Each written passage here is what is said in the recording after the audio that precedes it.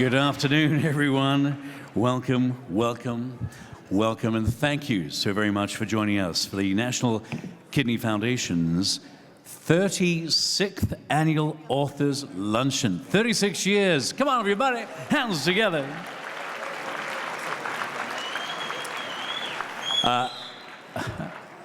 Was that wolf whistle for me, or was that for more wine? Probably more wine, sure. Friends, it is such a gift to be with you all for this unforgettable legacy event, bringing together best-selling authors and passionate book lovers, all in support of the kidney community. I'm honored to be here today for my 12th Authors Luncheon. Who came to the first one 36 years ago, aside from Michael Krasny? Who's been here for every single one for 36 years? Who's here for the first time today?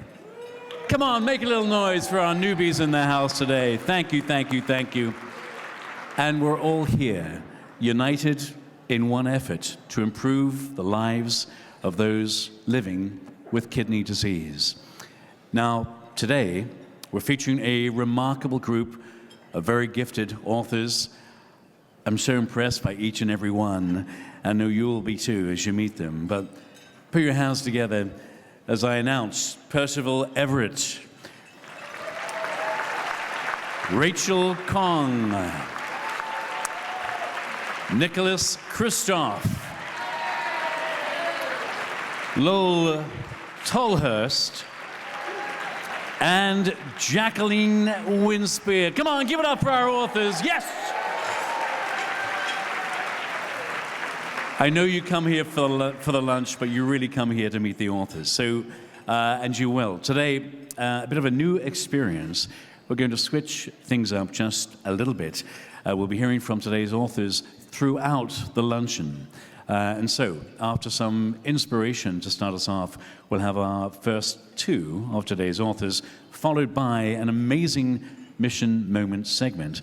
And after a short break, we'll end with our final three authors of the day. So, I promise you all, you're in for a right royal treat today. You really are. Isn't it wonderful? You can take home a book and you can say, I met the author. I got the book signed. And by the way, the holidays are just around the corner. So if you haven't got that gift, that very special someone, you can buy as many books as you want. You want to buy a dozen books after the luncheon? Feel free to. So with that in mind, friends, today is about raising as much money as we possibly can for our kidney community. And you can do so, friends, literally by grabbing your phone and follow the QR code. If you're not sure how to make this work, you open the camera on your phone, put it towards the QR code. It should be pretty simple because, friends, we want to make it simple for you. If anyone is having any issues today, not your personal issues, just issues with the QR code, flag down one of our volunteers. You can see me in the lobby after the luncheon, and I'll be in here for your personal issues. But friends, if you could make the QR code work, it's a wonderful way to bid on our silent auction items, purchase books, or make a donation. And by the way, the auction, I should tell you, will be open until the event closes. We have some really, really cool auction packages for you, including an amazing trip to the Aloha State to Hawaii. For the thrill seekers among us, we have a BMW experience for two. And for that, we want to thank our friends also at J Law. Give it up for J Law. We love their wine. What would the luncheon be without J Law on the table? A wine country retreat in Paso Robles, thanks to J Law, and we thank them so very, very much. Again, any questions about the auction, just flag down some of our NKR staff and our volunteers around the room, and they will provide assistance. Friends, at the heart of what we do is hope.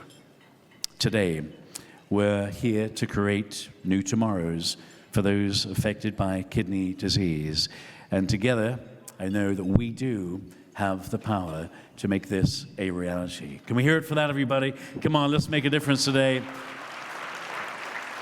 Wouldn't it be great if one day I could be out of a job because I don't have to ask people to raise money, because we find the cures that we need and we can stop people from having this kidney diseases. Friends, that would be a joyful day.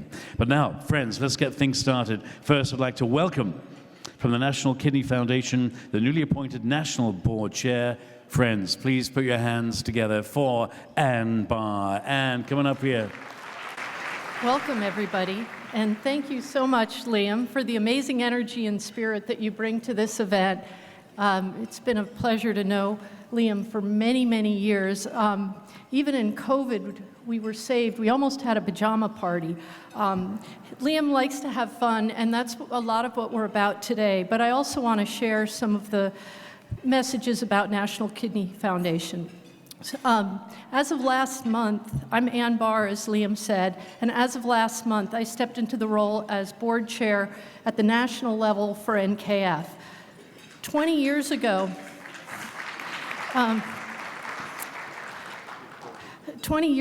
my commitment to NKF started right here at Authors Lunch. In 2004, I was sitting out there like all of you. I had no personal connection at the time to kidney disease, but had been invited by a friend.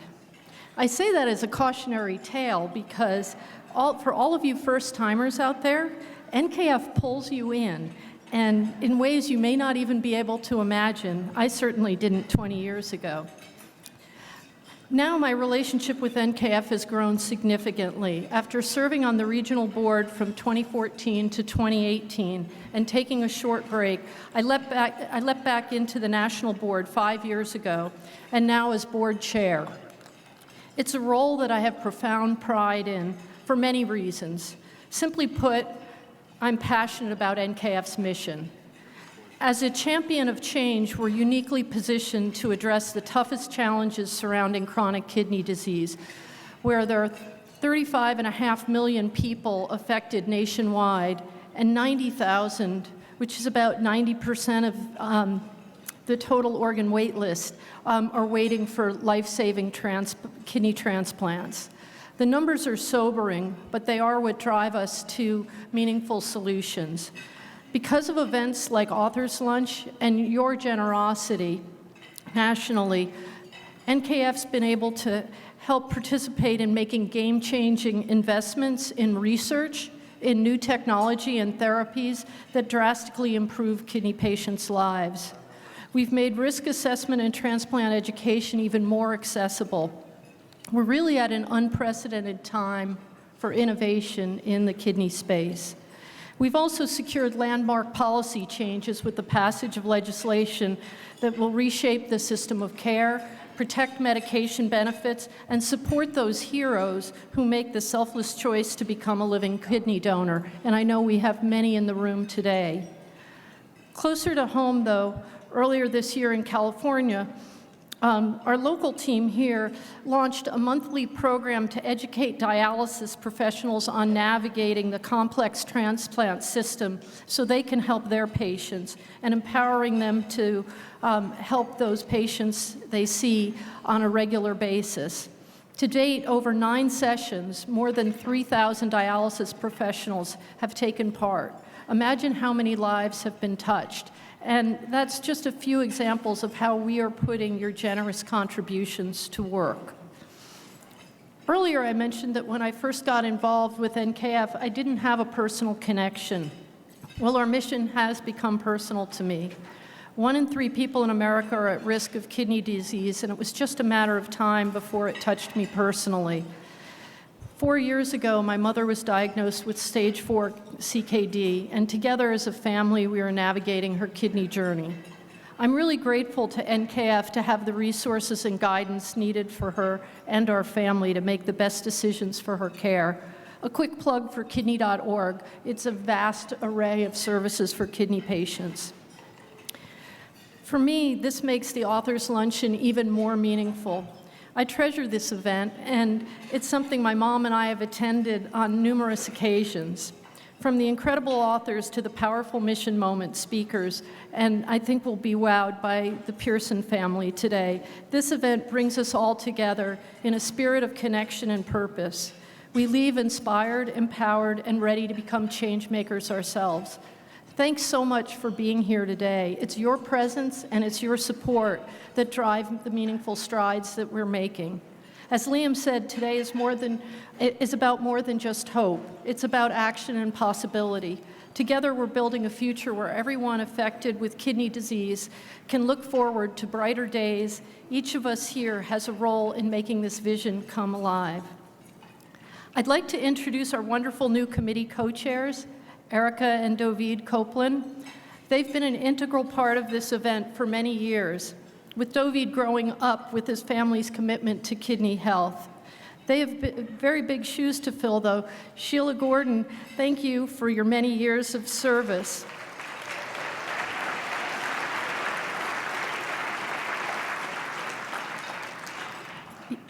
You know, I talked to Erica and Dovid earlier, and they've really embraced this role and have worked tirelessly to bring this all together today. It's an honor to welcome to the stage Erica and Dovid Copeland.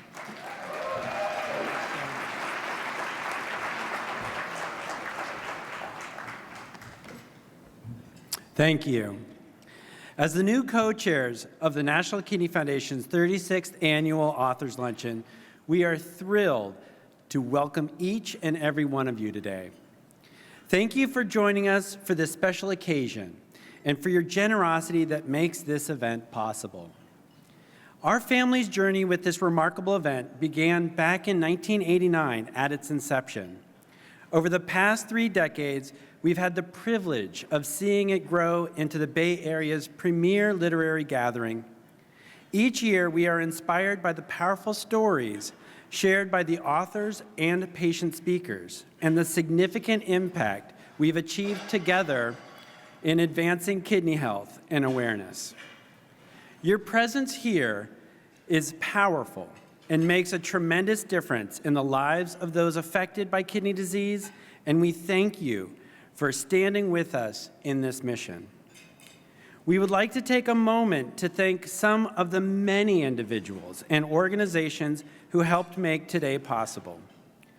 Thank you to our Authors Circle sponsors, Marcia and John Goldman,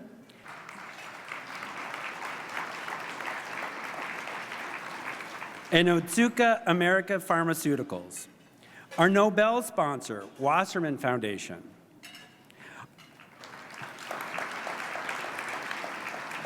our Pulitzer Prize sponsors, Hurlbut Benevolent Foundation, Deborah Harriman, Satellite Healthcare, Stanford Children's Health, Stanford Healthcare, and Stanford Medicine Nephrology.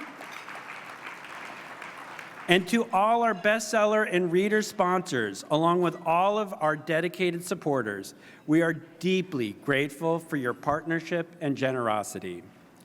A special thank you to Elaine Petrocelli and Book Passage for bringing us our amazing authors. We are so fortunate to have such a wonderful partnership with you. And to our friends at J. Lore Vineyards and Wines, they have generously provided the wine we are drinking today. Enjoy and cheers. And to our media sponsor, KPIX, for helping to amplify NKF's mission and message. As you can imagine, it takes a village to pull this event together, and we want to recognize and share our deepest appreciation for those who have given the gifts of their time and expertise. The incomparable Michael Krasny, who has shared his amazing talent with us for more than 30 of the 36 luncheons. Liam Maklem is a master of being a master of ceremonies. We're so fortunate to have you. Our remarkable planning committee, who work year-round and put their hearts and souls into making this event special, and the executive leadership committee chaired by Jody Lesh. We also certainly wouldn't be here today without the leadership of our advisory board, led by Rick Barnett, all of today's 40-plus volunteers, and the incredible and inspired NKF staff, especially Amy Hewitt, Christina Davis, Joe Grubbs, and Trina McManus. Thank you. And finally, a special thank you to our incredible authors for lending their time and their talent.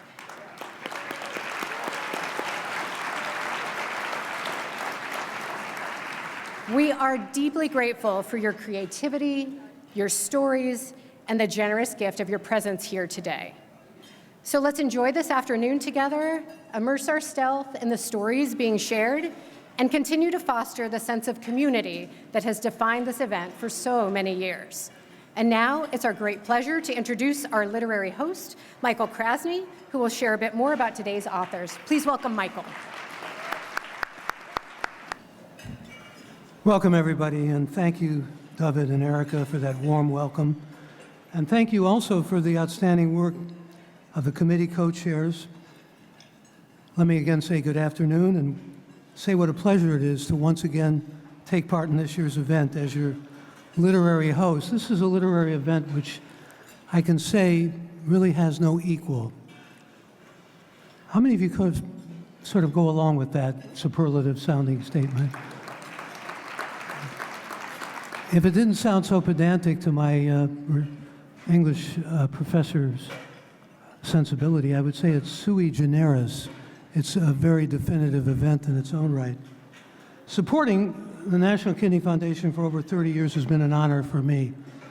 And I want to personally thank each of you for being here today and for your dedication to this great cause. What began in 1989 as a gathering for book lovers and philanthropists has actually evolved into an annual tradition that attracts a diverse and enthusiastic audience alongside best-selling authors, and there have been so many of them: Amy Tan, Khaled Hosseini, Amor Towles, fostering an opportunity for authors to share their journeys, writing processes, and reflections on the impact of literature on society. The Authors Luncheon has become a celebration of creativity, advocacy, and community, where a passion for books converges with the mission of saving lives. And once again, we have a stellar lineup. Let me tell you who you're going to have the great privilege and pleasure of hearing today and reading. Percival Everett. His novel, James, is what we are featuring. He is a prolific, award-winning, and remarkably versatile author, known for his wit, insight, and ability to tackle complex issues with a unique perspective. His work spans genres from satire to literary fiction, often addresses race, identity, and societal issues, and includes Erasure, which was made into the 2023 feature film American Fiction, which actually received an Academy Award for Best Adapted Screenplay.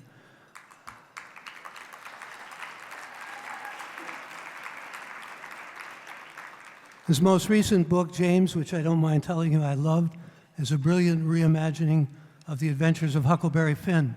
It was Hemingway, no less, who said all American literature goes back to that raft on the Mississippi with Huck and Jim.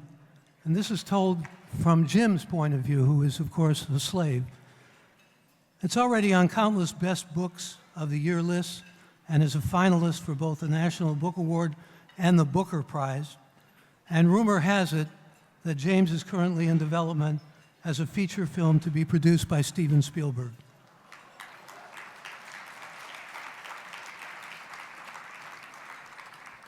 We also have with us today Rachel Khong.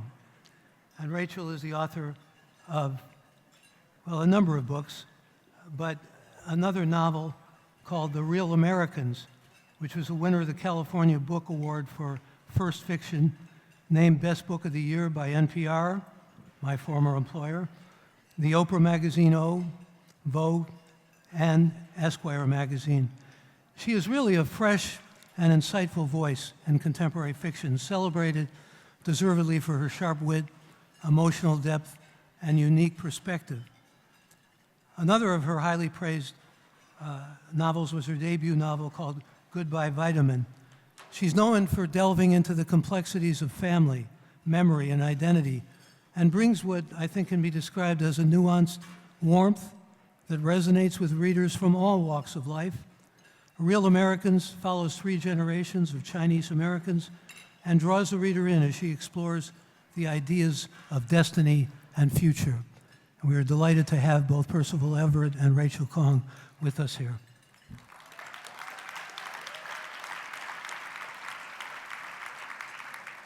We also have with us Nicholas Kristof. His book, Chasing Hope, A Reporter's Life. He's not only a renowned New York Times op-ed columnist, he's a previous bureau chief of the New York Times in Hong Kong, Beijing, and Tokyo, and a 2-time Pulitzer winner. One was with his wife, Cheryl Wu Dun, on China. The other was the work he did, which was remarkable work on Darfur. Nick is also a deeply dedicated advocate, as many of you know, for human rights and social justice. And through his powerful writing and years of on-the-ground reporting, he consistently highlights critical global issues, challenging us to confront uncomfortable truths and inspiring us to be part of the solution. The latest book, which I mentioned, is called Chasing Hope. It's a reporter's life and a beautiful memoir that takes us around the globe and introduces us to extraordinary people and illustrates a life built on what Nick has based his life on, seeking truth.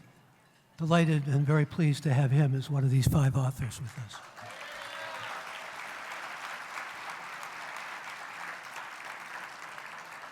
As I said, another stellar cast and another embarrassment of riches. Lowell Tolhurst, author of Goth, A History.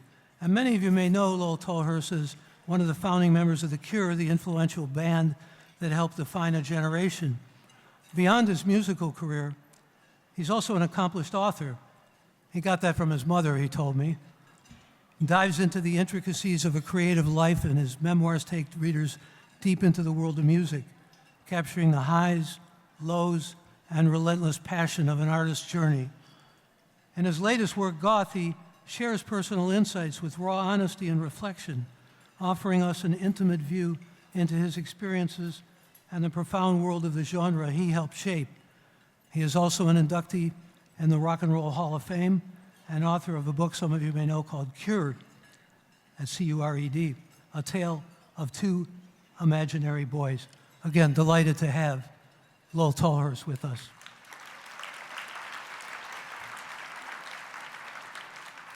And the 5th author who I'm going to ask to come up and talk to you as the first of the 5 authors is Jacqueline Winspear, award-winning and best-selling author of the beloved Maisie Dobbs series, where she masterfully combines historical fiction, mystery, and romance.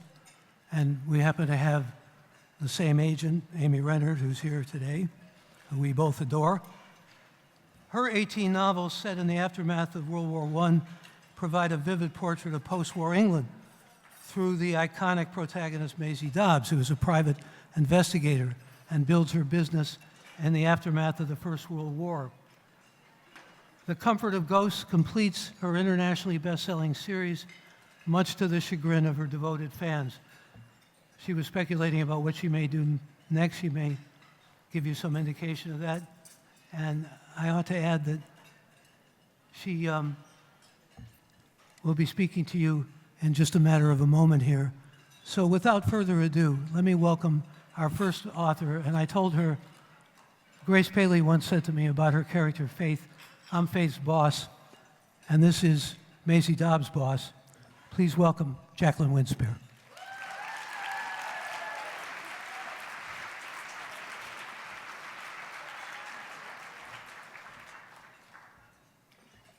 Hello. Thank goodness someone left some Hall's mentholyptus up here. I've been losing my voice a bit lately. Thank you so much. Thank you so much for being here.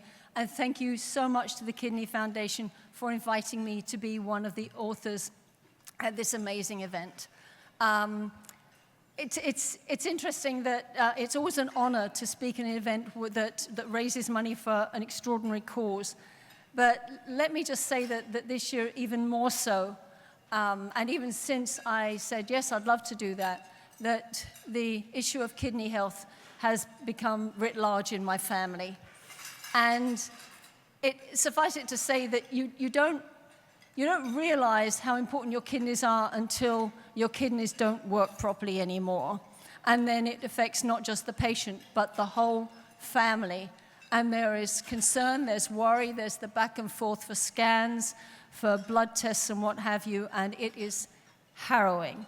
So once again, it's an honor to be here. Very much an honor to be among these authors. I've read every single one of these books. I'm just so honored to be among them. And in fact, about a week ago, when I found out I'd be speaking first, I said to my husband, oh dear, I feel as if I'm opening for the Beatles, you know. Boom, boom, boom, boom, boom, boom, boom. So great to be here, and thank you very much. So let me launch into Maisie Dobbs and my writing. So before I started to write Maisie Dobbs, my first ever fiction, probably my only previous fiction, was when I was about 9 years old or 10 years old, and started with Once Upon a Time and ended with And They All Lived Happily Ever After. Before that, I was a writer of nonfiction. I was writing articles on assignment, particularly in the area of international education. I was US correspondent for 2 international journals. Plus, I was writing articles, essays, and so on. And I was a latecomer to journalism. I was a latecomer to journalism because, actually, when I was a kid, it's what I wanted to do. However, my mother put a stop to that, and here's why. Her father had been, he worked for the Daily Express on Fleet Street back in the day. He was what they referred to as the lead compositor. And this was in the days when, as soon as the afternoon edition was put to bed, you'd get everyone from the copy boys, the reporters, the printers, the editors, the owner, you know, Lord Beaverbrook, and they'd all launch down to the nearest pub, and they would stay there and stay there.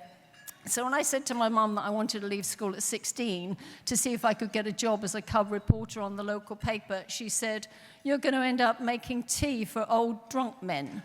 So that was the end of that, and I went and did the sensible things that one does, and then came to journalism. And I thought that my future would be in nonfiction because I was dealing with what is so. And then Maisie Dobbs literally walked into my life. On my way to work, got an image of this woman in my mind's eye. I knew exactly who she was. She was born to humble beginnings. She had the good fortune of having a mentor who sponsored her education, but which she gave up in 1914 to lie about her age and enlist for nursing service on the Western Front. But after that experience, when she comes home as shell-shocked as any man, one of that great generation of women, she becomes eventually continues her education and becomes a psychologist and investigator. And that was Maisie Dobbs. It's interesting because on that day when this woman walked into my imagination, I was on my way to work. And by the time I got there, I had the story in my head.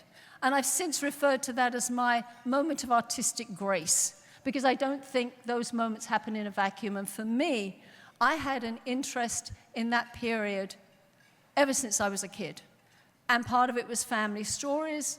And as that childhood curiosity became a more adult inquiry, what I really became interested in was the women of that generation. Because in Britain, in the Great War, they were the first generation of women to go to war in modern times in very significant numbers.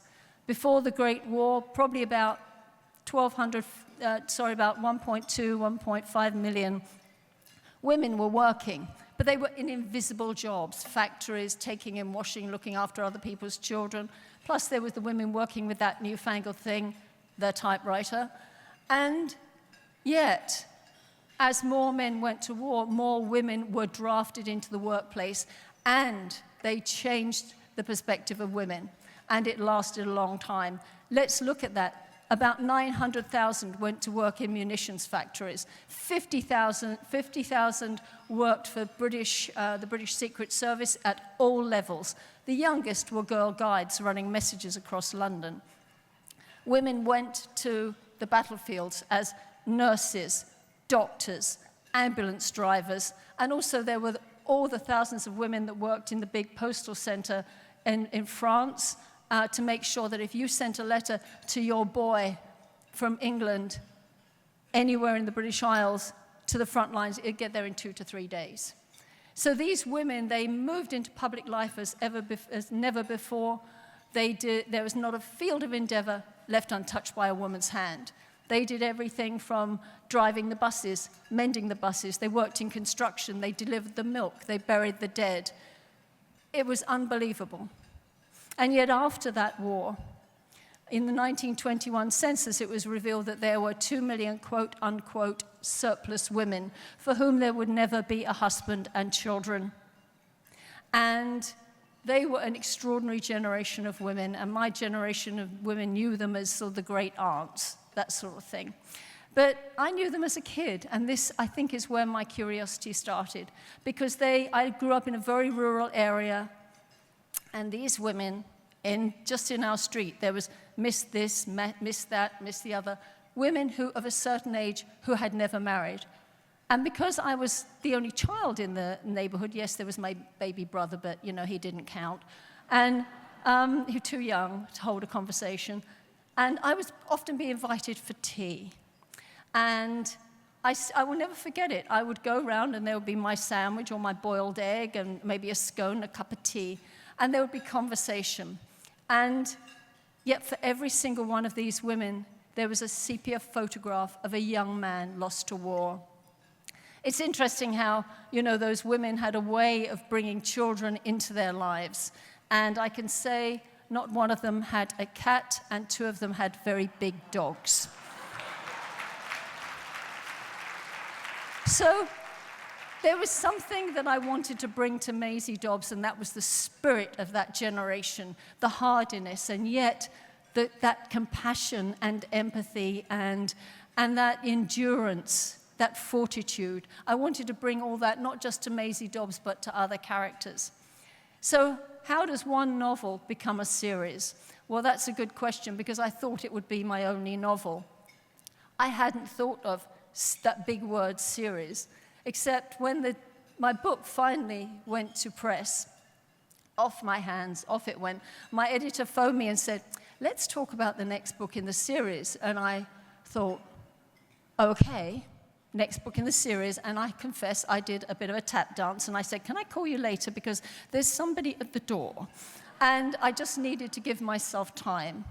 And very quickly, while I was writing Maisie Dobbs, there were ideas that were coming to me, names, sentences, paragraphs that I knew weren't going to fit. And I slung them all into a file on my desktop called Fragments. I come from a long line of people that do not throw anything out because it might come in handy one day. And what I very quickly did, I printed out every single one of those pages, put it on the floor, looked at them, moved them around, and I realized I had the spark, not the kindling, not the fuel, just the spark, for probably about another 5 books. And then I thought to myself, hang on, what do you want to do here? What do you want to do? And I realized that I wanted to move my characters through time, that I wanted to explore the big events of the most tumultuous time, and arguably the most tumultuous time in the 20th century. And I wanted to find out how those shaped down to ordinary people, because I loved history my entire life, but it was always about all the history was about the big decisions. I wanted to know, how do those big decisions affect my family? How do they affect ordinary people? And that's what I wanted to explore with this cast of characters. From before the Great War until 1945, I didn't know how far I would get. I thought I would be lucky if I got that far. But I wanted there to be an overall arc to the series for the characters to grow and change. And there was another thing I wanted to do, and that was to, I suppose, come to terms with where I always fell out with history. And I fell out with history, particularly in the 20th century history, with dates. And let me explain what I mean by that. World War I, the Great War, 1914 to 1918. Well, let's just look at that. My grandfather was severely wounded at the Battle of the Somme in 1916. He was shell-shocked, gassed, and he had horrible leg wounds. This was a man who had to live in a fairly silent house. He was very, sound bothered him. So 1916, that's when he received his injuries. That man was still removing shrapnel from his legs when he died at the age of 77. And every year he could not breathe. His war did not end in 1918. My grandmother, Clara, one of those 900,000 women who were munitions workers, 17 years old. At 18, she was partially blinded in an explosion at the Woolwich Arsenal in London. It severely wounded her sister working alongside her and killed several of the other girls on the line. She was a voracious reader, and she could only see out of one eye. But her war didn't conveniently end in 19. And I often wondered how she felt when she saw her own children going off to war. 3 of them in the services, and the others evacuated out of London. My father, by the way, at the age of 18, became an explosives expert because he was a very calm man. And this was a man, the irony, that was brought up in an almost silent house because of his father's shell shock. So, this is where, as I say, those dates, I fall out with them a bit. And then you take Maisie Dobbs, who is as shell-shocked as any man. And I wanted to put some of that right. I wanted to explore what happens after the war. How does that impact people? And what do we carry with us after those traumas?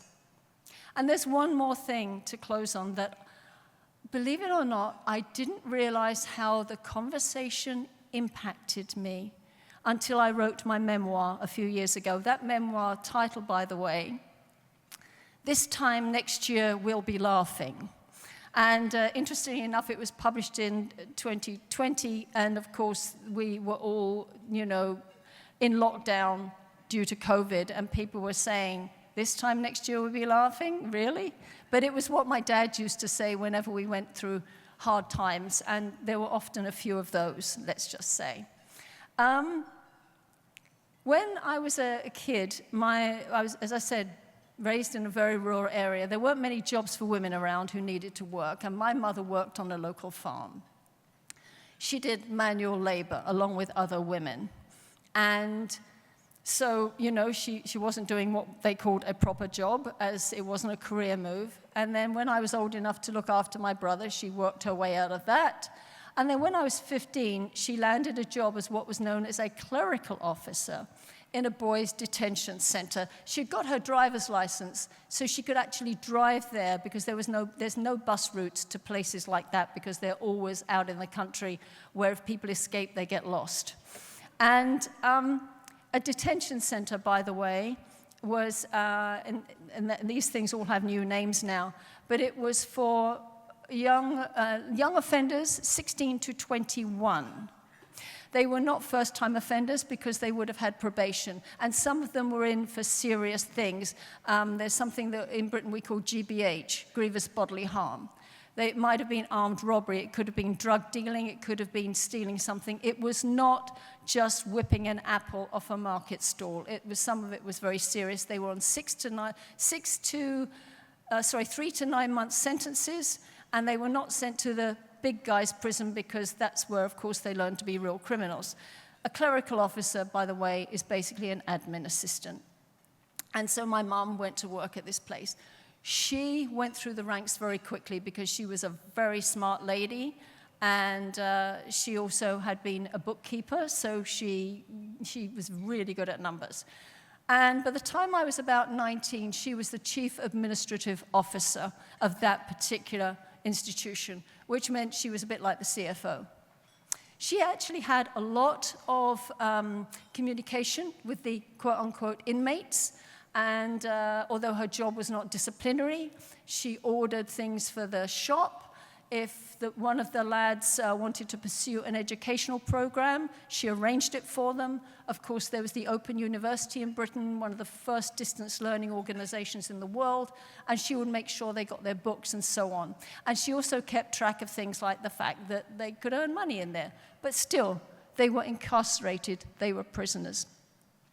So I was home from college one day.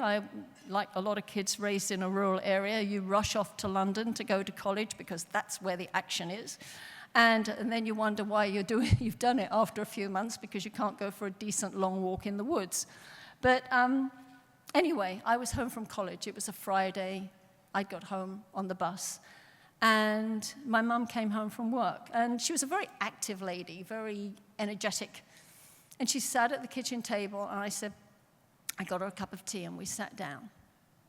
And I said, you know, Mum, I said, what happens to these boys? I said, they're my age. But how do they end up in a place like that? And she said, and she was thoughtful for a while and looked very sad. And she said, you know what it is, Jackie? She said, it's because someone, somewhere along the line, didn't care enough. Someone, somewhere along the line, didn't care enough. And it was when I reflected on that conversation, when I was writing my memoir, I realized, and I thought, I couldn't believe I hadn't realized it before, how much that conversation, how much that comment about caring had impacted my life, and how much it had impacted my writing. That in Maisie Dobbs, I had wanted to create a person who cared enough. I wanted her to be around her closest people that she worked with were people who cared enough, so that in Maisie Dobbs, the first book in the series, when she lays her hand against the heart of a man who's committed murder, she cares enough because she knows that inside the villain there is a victim. And I've thought about that so much and realized that in both my fiction and my nonfiction, that's what I've done. I've tried to find the characters, I've tried to find the people who've cared enough.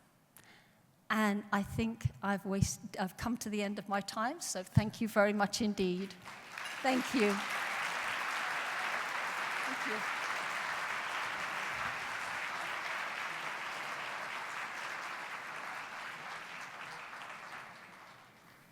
Please welcome Lowell Tolhurst.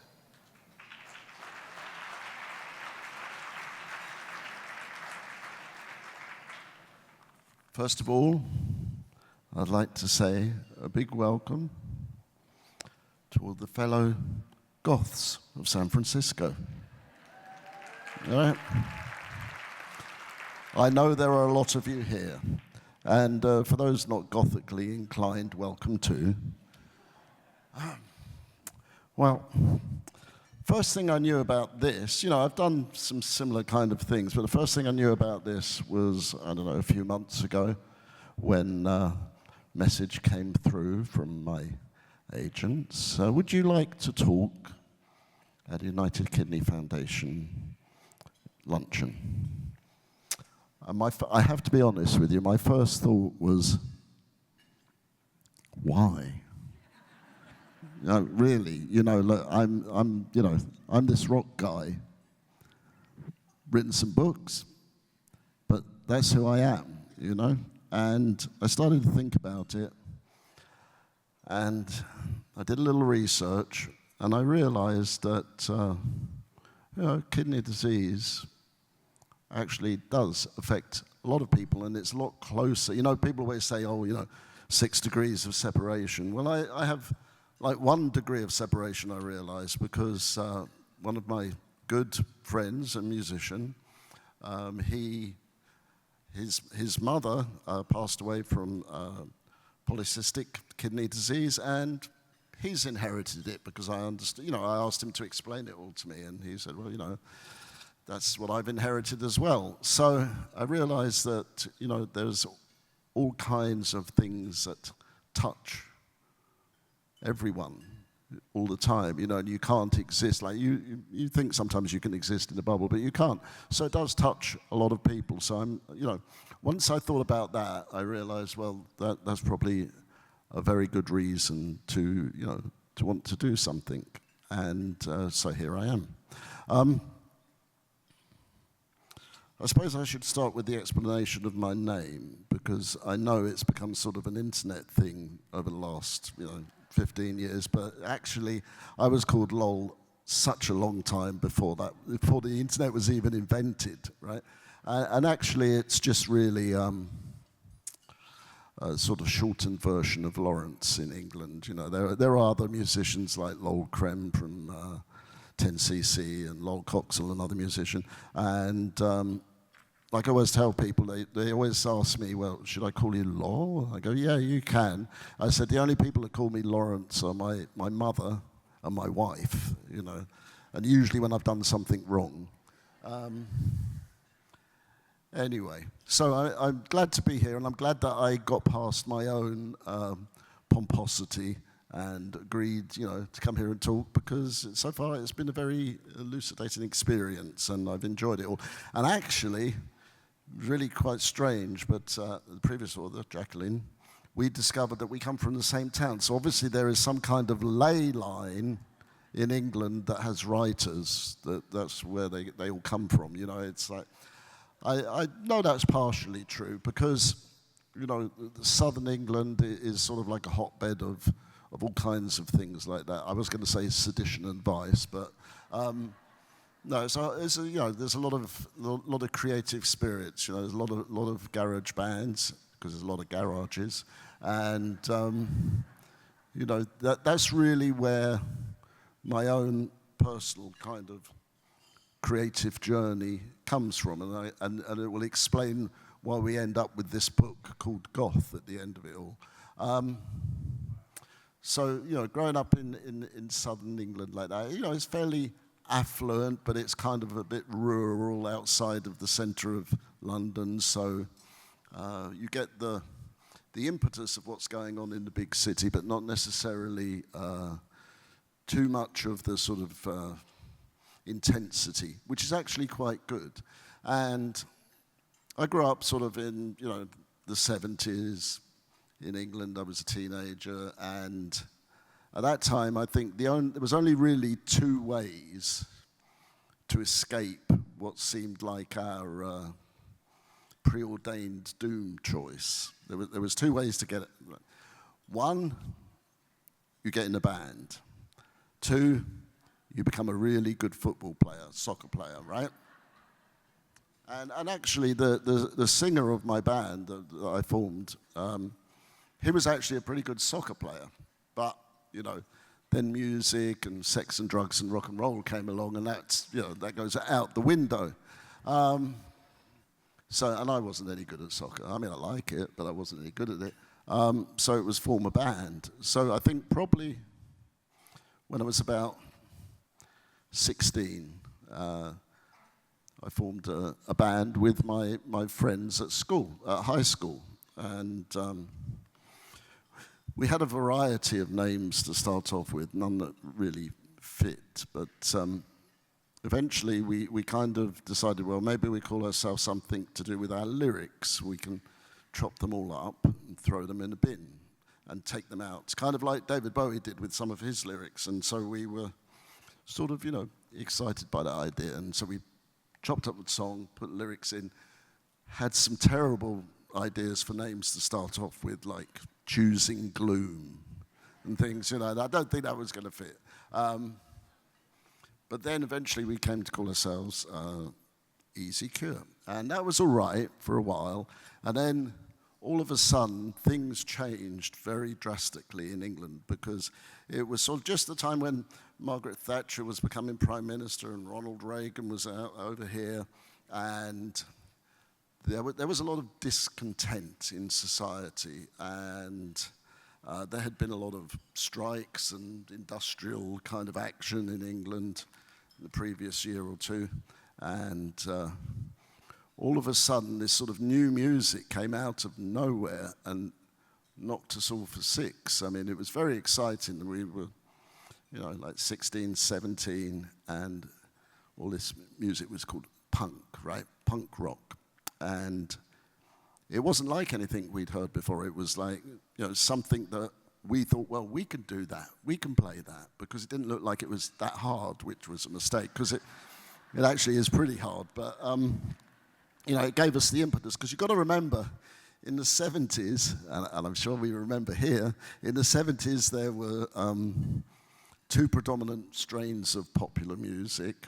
One was sort of progressive rock, which was very pretentious at its best, and the other was disco, which was great, you know, it was great, but it wasn't going to go very far.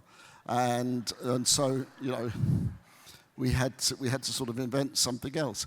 And what it was really was a way of liberating our ideas and ourselves from the past. Because you have to remember, much like Jacqueline was saying, you know, after the Second World War in England, it was kind of dour all the way to about the 60s. And then there was this brief burst of energy, which had some good things in it, which I'll come to. But the next thing really was like, you know, this mass industrial strife and unrest. So we had to push something back against it, which is what we did. And myself and my friends, we formed a band, and we called ourselves, after we'd called ourselves Easy Cure, we decided, well, that wasn't punky enough. We're going to change it to The Something, because that was what everybody's band was called, you know, The Clash, The Sex Pistols, you know. So we said, okay, we'll call ourselves The Cure, which is probably a good reason for me being here as well, right? But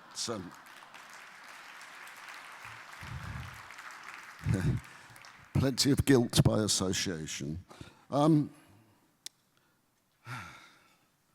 Well, The Cure went on, and it's still going on. And in fact, as I stand here before you, the band has released its 14th album after 16 years' wait, and I think it's probably #1 in the album charts in the UK right now.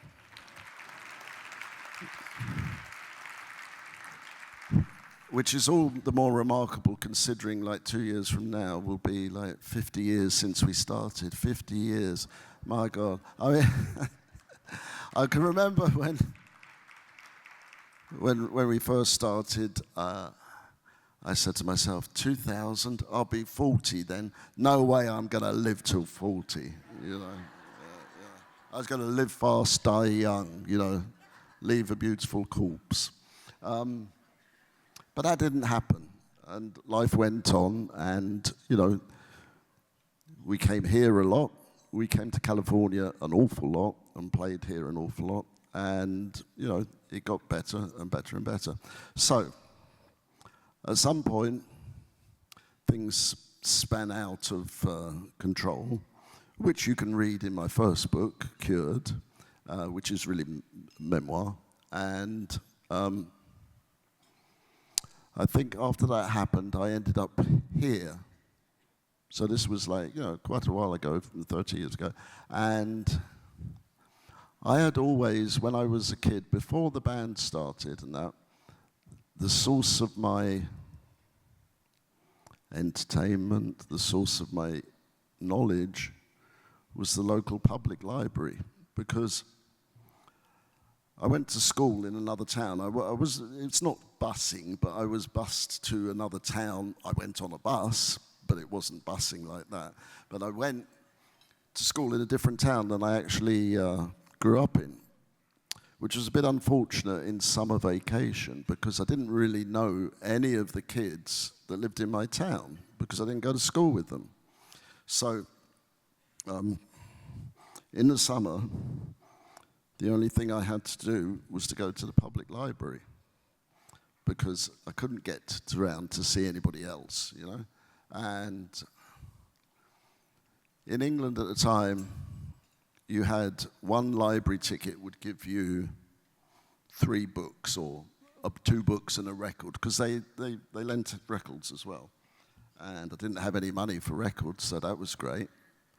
I could borrow them from the library. I also managed to somehow obtain 2 extra tickets, so I had the chance to get 9 things out at one go.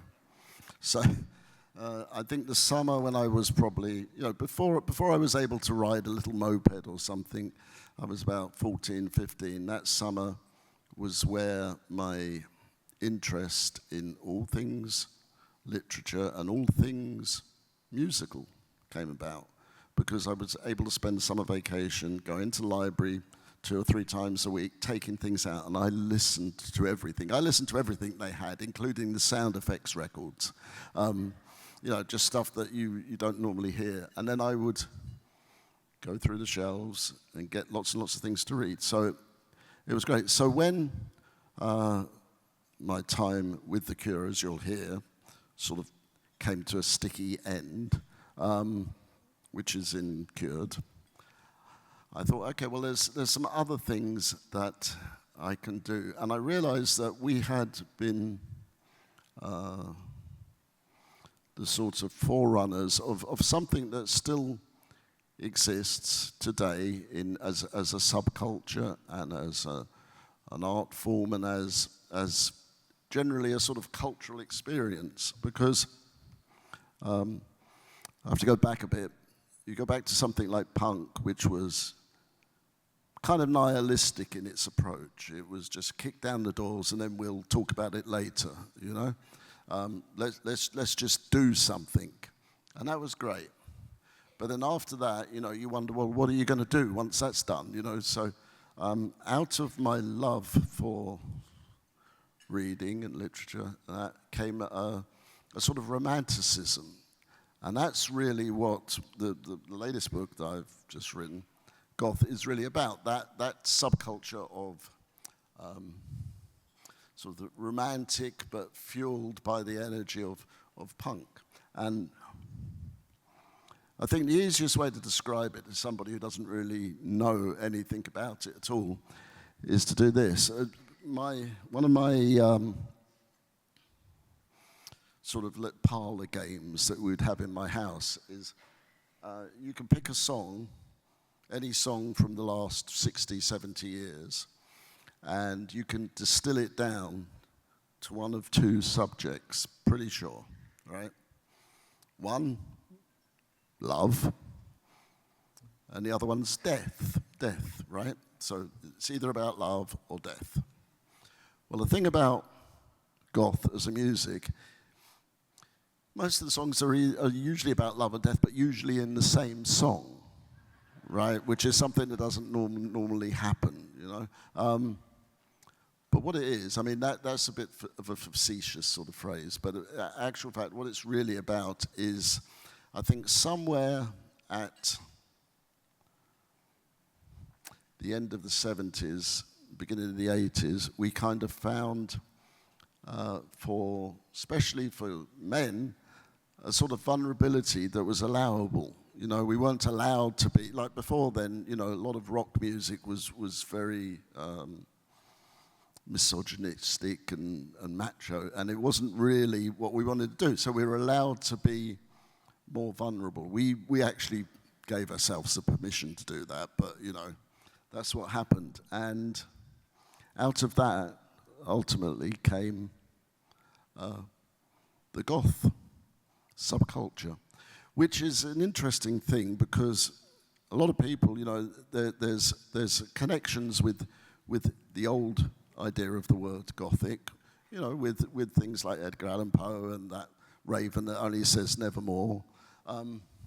There's lots of connections, and I realize a lot of it came from where we grew up as well, in London. You know, like a lot of the stuff that inhabits the goth subculture is in the streets, it's in the cobbled streets, it's in the banks of the Thames, it's in the foggy, you know, stuff growing on the top of the moss. You know, it's like, it's all there. There's all this kind of mystery. So it's a whole bundle of things. And of course, that means it suits teenage people very well, you know, because they can express themselves through it.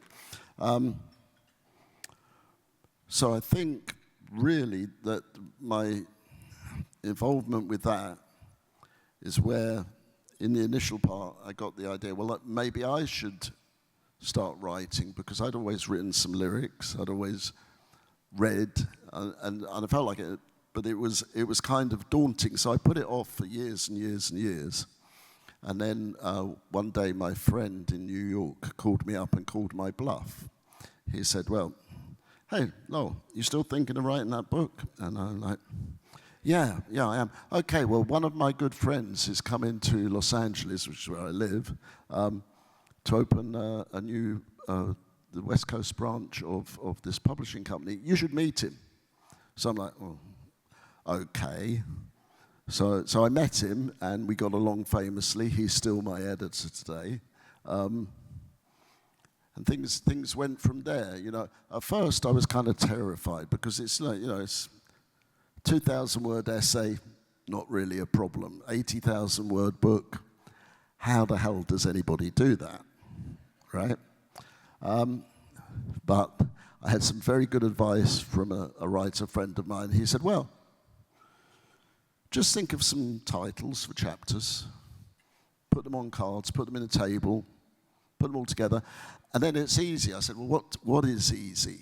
He said, well, then you just got to fill in the gaps between them, I'm like, okay. And I did that kind of thing in the end because, at first I decided I'm going to put like this big timeline thing up in my office and, map everything out. And then I realized, no, it's about the story. It's about the telling of the story. Who cares whether this happened there or that? Well, some people care, but I don't care. I care about the story. I care what it makes you feel, because that's what I did with the music. It was something to make you feel, to show you how we felt. And to me, that's the most important thing about it with writing is to get across that beauty. The beauty that comes from the written word, because there's so many times, and I'm sure this is an experience a lot of people have had here, you read something in a book, you read a couple of sentences, and you think to yourself, that's it. That's exactly, they've got that exactly right. Except the only difference now is I think, oh yeah, I wish I'd written that one, But apart from that, it's been a wonderful journey. Goth, the book, which you'll have right now, will explain, it's not really a history so much, it's more like my journey through that history to get to the point that we are at now. And the next book, which I'm writing right now, is more about the belief connection, because there is a belief, Goth really is like it's not a religion at all, but it's like a secular kind of belief system. And it's worked well enough up till now, so I'm happy with it, and I'm happy to be here today. Thank you so much.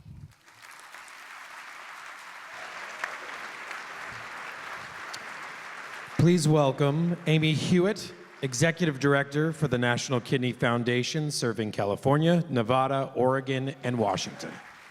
Oh my gosh. Good afternoon, everyone.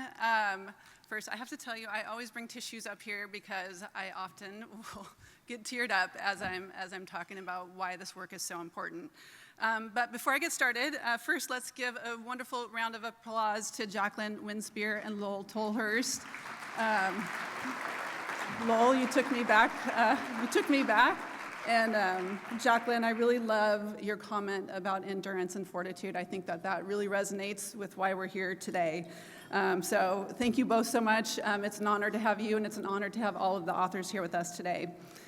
So I'm Amy Hewitt. I am the Executive Director for the National Kidney Foundation, serving California, Nevada, Oregon, and Washington.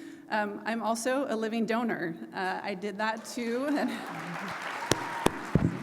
why I have the tissues.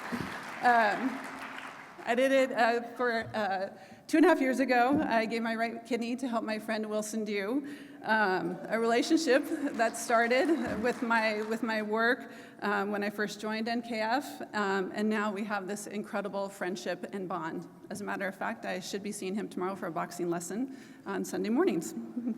So I have to share that this luncheon continues to inspire others to consider living donation. I actually think we're 4 for 4 for the past 4 years. Somebody's been inspired by this event and has become a living donor, and we have another one here with us today. Our board member, Luis Mayen, inspired by this community and the people in it, became a living donor earlier this year. So I'm just amazed and awed by you, Luis. You truly are an incredible human being. So today, I am honored to introduce a remarkable family and their kidney journey. Like many families here, including the Hurlbut and the Montanez families, kidney disease is genetic. And for families like this, the threat of kidney disease looms with no certainty of how, who, or when it may affect their loved ones. The impact can be devastating. These families face a life shaped by the certainty of kidney disease and the unknowns that come with it. This is why events like the Authors Luncheon are so important. They give us a chance to share powerful kidney journeys and foster a community of understanding and connection. My greatest hope is that this ripple effect inspires all of us to get more involved. Do it in your own meaningful way.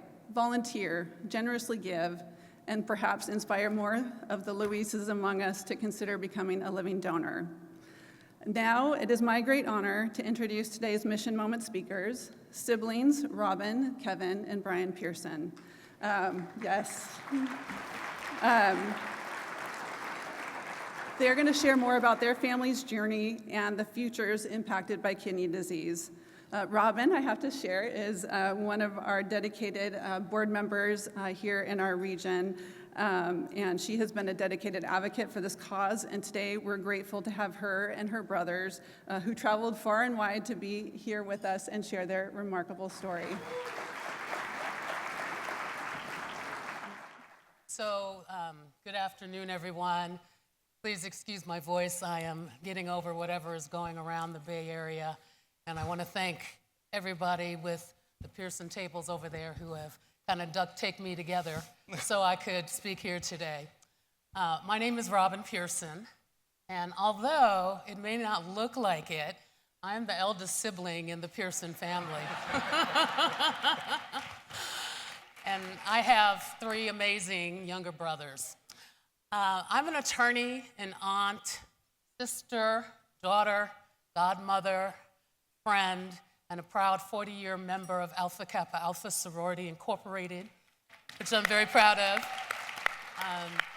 I received my transplant from my aunt by marriage, Corinne Pearson, on April 9th, 2002 at UCSF. So I am 22 years with my transplanted kidney. Good afternoon, everybody. My name is Brian Pearson. I am the youngest of the siblings here today. I'm an entrepreneur with multiple businesses. I'm a husband, a son, a brother, an uncle 6 times over, a godfather twice, a good friend, a proud member of Kappa Alpha Psi Fraternity Incorporated for 34 years. Yo. And I received a transplant from a deceased donor on October 6, 2023 at Cedars-Sinai Hospital in Beverly Hills, California.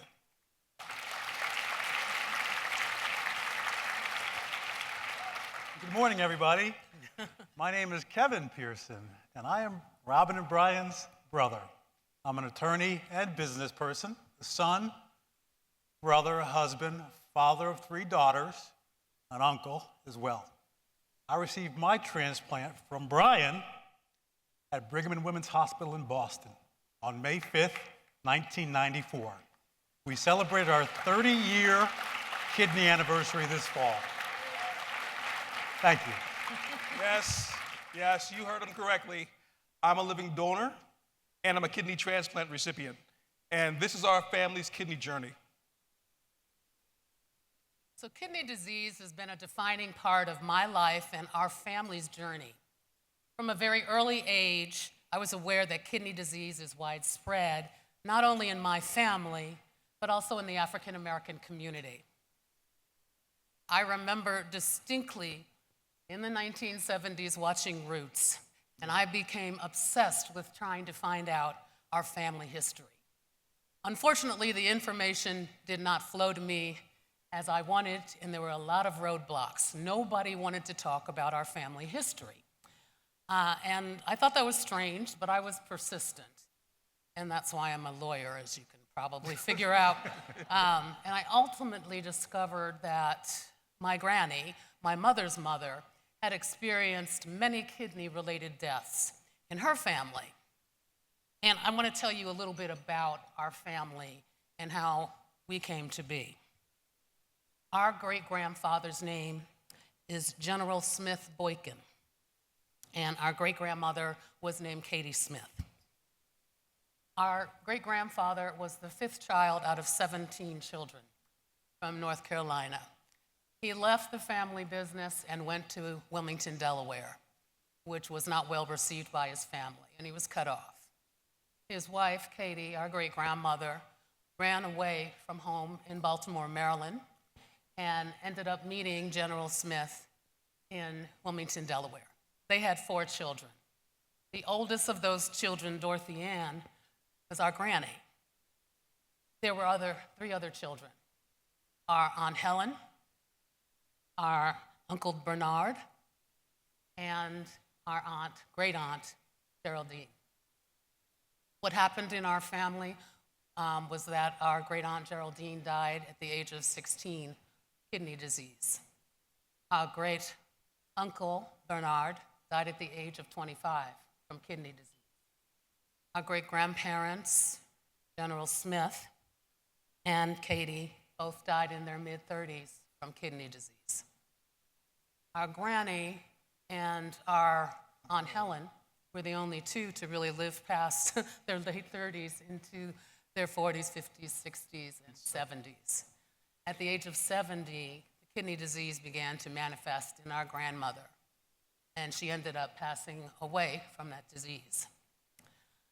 One of the things that we also learned was from our father's side of the family, our grandfather had also passed away from kidney disease. It was startling to discover just how many people had been impacted by kidney disease. Kevin and I dedicated significant time to researching our family's medical history. However, due to racial barriers, segregation, our great-grandparents' generation faced, there were no accessible records for us to locate and trace our medical past. Even the hospital, the only one available in Wilmington, Delaware, had been destroyed along with all of the records, and it was as if our family didn't exist. So that is the background coming into our personal stories. It has been 18 years since I first was on this stage as a patient speaker in 2006 at the Authors Luncheon to share my personal kidney journey. I had only been 4 years out at that time with my transplant, and I had received that from my aunt by marriage, Corinne Pearson. I discussed my new outlook on life and the difficulties with medication, my hair falling out, my eyelashes falling out, everything that happens post-transplant. And I also discussed the incredible stories of my brothers, Kevin and Brian. Since then, I've been a constant advocate for those affected with kidney disease, serving on the National Kidney Foundation's Regional Board of Advisors for over 17 years. And thank you. Sorry, thank you. And I work to advance NFK's mission of education and awareness and kidney equity for all, ensuring that every person has equal access to quality kidney care, from diagnosis to transplantation. Excuse me. So I was diagnosed with kidney disease in 2000. After a routine checkup, my doctor called to discuss my test results, which were not exactly positive. Upon receiving this news, I thought, oh my God, I am in big trouble. All the while I was hoping and waiting for a kidney transplant, I imagined that my future would be spent in dialysis centers, hooked up to a machine at least 3 times a week. I was in my 30s at the time, and I had a plan for my life. I was establishing my career as a successful attorney, settled down, purchased a home, married, and I was considering having a family. Our mother, Kevin and I had discovered, was the carrier of the familial disease. When I found out that the disease was passed down through the women in our family, everything stopped for me. Suddenly I had to think about my future in a different way. Was it in the cards for me to have children? There was a 50-50 chance that I could pass on this disease to any child that I would have. And I didn't want to take that risk knowing that the difficulties that Kevin had gone through and what I was going through, I didn't want that for any child of mine.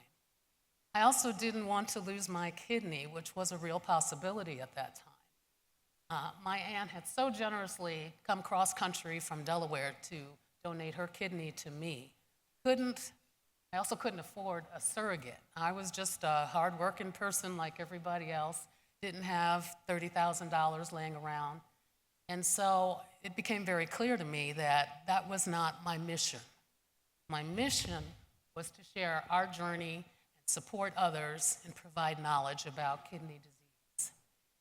I feel, and we all feel, a very deep responsibility to end this disease with us. There will be nobody else in the Pearson family, and none of my nieces, thank goodness, that will have to suffer with this disease. It stops with me. So they will be able to have families and live a life without worrying about our family disease. I'm going to now let my brother Kevin share his journey with you. Thank you, Robin.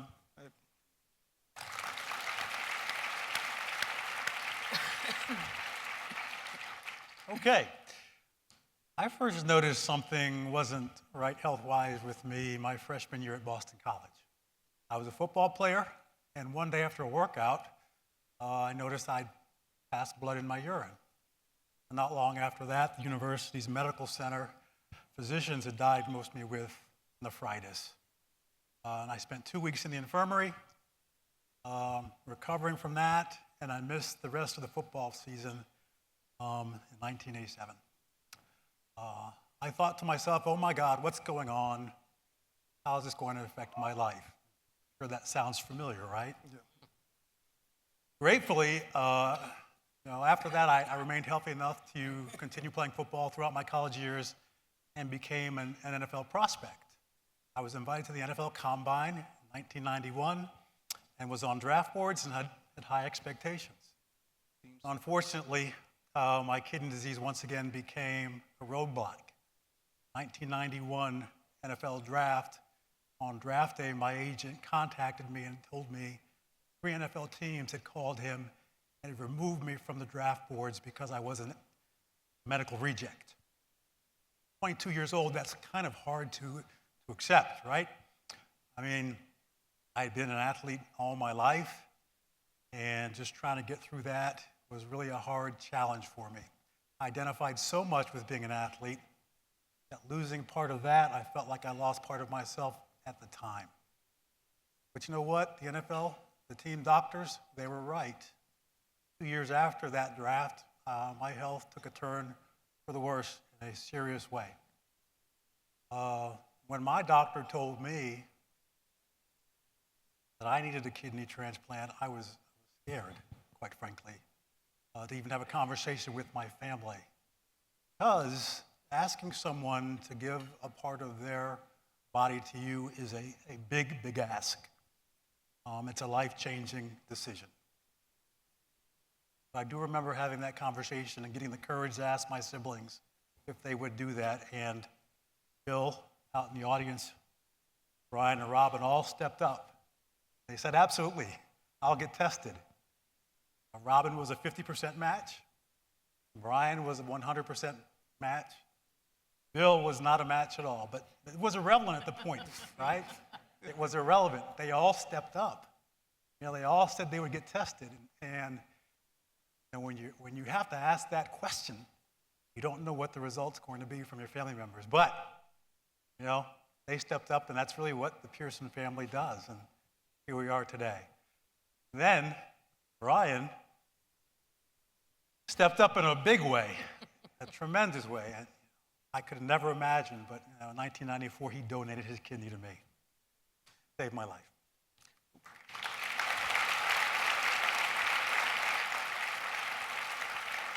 I can say when you're a donor, back 30 years ago, there was very little information for living donors. Everyone that I spoke to told me, oh, it's going to be easy, no problem, no piece of cake. But I quickly realized when I had that catheter in me in the recovery room, that was not the case. Wasn't true at all. Still, I made the decision to help my brother Kevin because I wanted him to have the life that he deserved. I was in college at the time, and I wanted to finish the spring semester, so we decided May 5th was going to be the donation date. The process was very tough, and I don't regret my decision for a second. The reason why is our father, William Pearson Sr., passed away at the age of 41, 13 years earlier from colon cancer. And I was determined to make sure that Kevin survived this, but more importantly, we never went through that experience again.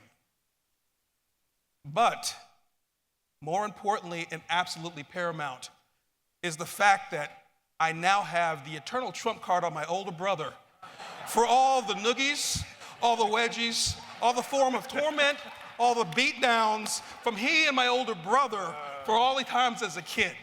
So from the age of 5 to 17, I think my record was 5 wins, 74 losses, and 1 tie. Saying. But seriously, it's a badge of honor to say that I'm a living donor, and the person that I gave my second chance of life to is my reformed bully big brother, and now my amazing brother Kevin.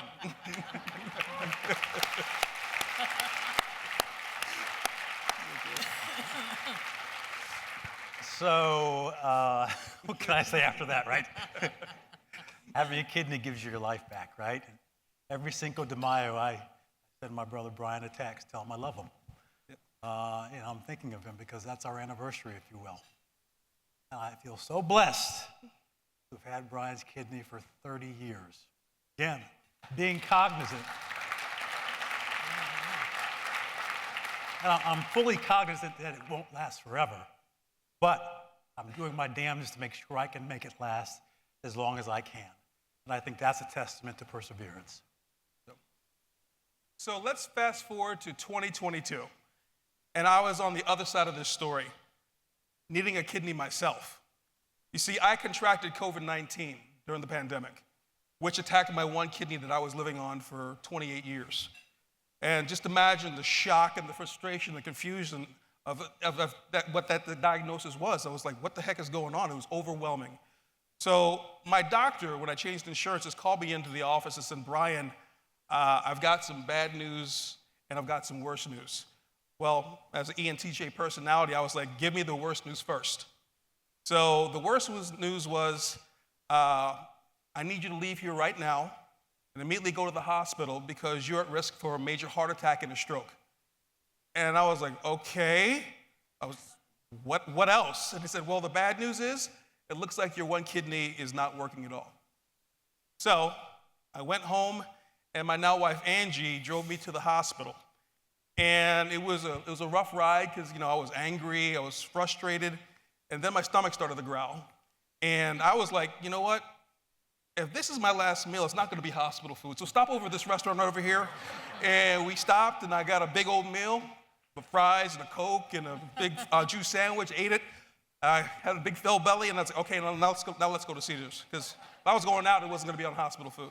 So after I checked in, there was an extended stay at the hospital, and I was literally there for about 2 months. And I recovered from the near-death experience, so I averted the heart attack by about 3 hours, and the stroke as well. But I was informed that my one kidney that I was living off of was functioning at about 7% and dropping.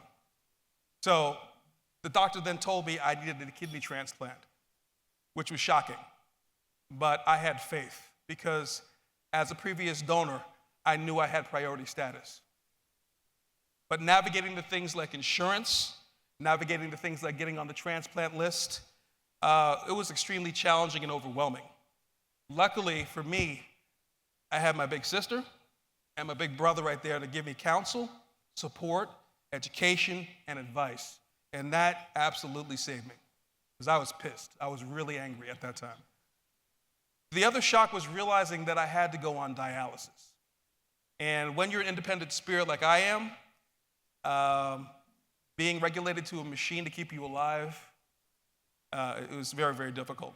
I was first introduced to dialysis from Kevin 28 years earlier when he received it. And seeing him in the chair, I was like, oh God, I do not like this. Then 28 later, I was in the chair myself, receiving dialysis from 3:30 in the morning to 7:30 in the morning, 3 days a week, and I hated every second. I absolutely hated it. But for me, I had a level of determination to say that I'm not going to let this beat me. That was a challenge that I had to myself, to stay positive and think of the things that I could control, to focus on the end result. You see, my life came full circle. And because I donated that kidney to Kevin, it placed me on the top of the wait list. I received my kidney once I got on the list, exactly 2 weeks later.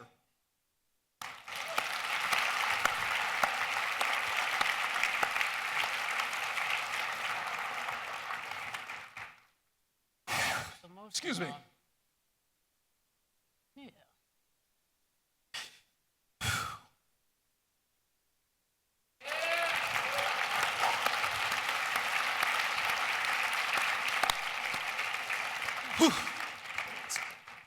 I sweat. Thank you. Sister always comes prepared. Yeah, she does. See, my kidney actually came from a deceased donor right here in Vallejo, California, right in the Bay Area. And it was absolutely surreal and very humbling at the same time to be on the other side, receiving that kidney. You see, I understood that gave me a second chance at life, and I absolutely treasure that. Because I paid it forward, it came back to me.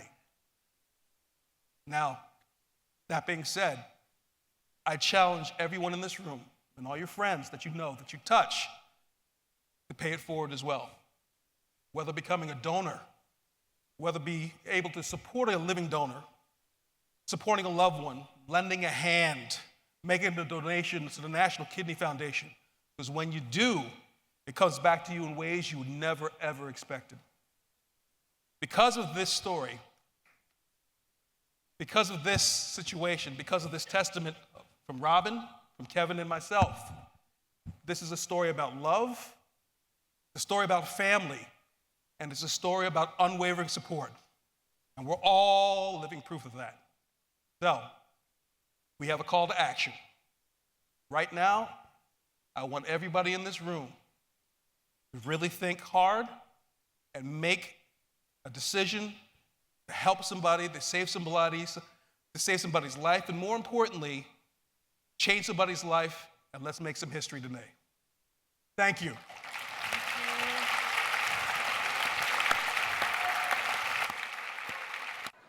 As we continue this wonderful, inspiring afternoon, everybody, thank you one more time for the gift of your generosity and your presence here today. What a difference we've made. So thank you, thank you, thank you. And so, friends, please now be seated for the second part of our program, and you're about to meet more of our esteemed authors as the National Kidney Foundation Authors Luncheon continues. Please welcome Percival Everett. Hello.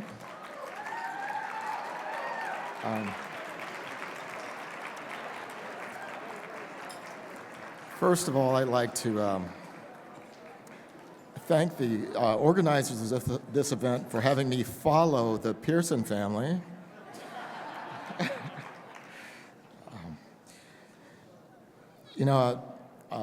Well, thank you for having me, and this is great. It's sort of Wednesday morning. I felt kind of sour. I felt scared, and this has really helped me. It's put things into perspective. I've been trying to tie what I'm going to say to Mark Twain and to that feeling I had. I'm a cancer survivor, and I remember when I first was. I didn't plan it, and I remember when I first received my diagnosis, and so I have to back up a little and say that my experience with Mark Twain starts with a short story called The Jumping Frog of Calaveras County. And when I read it, it prompted me as a kid to collect frogs.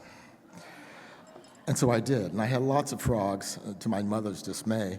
But I also shot up rockets. And one summer day, I sent up my largest frog, Jumbo, in a rocket with a parachute.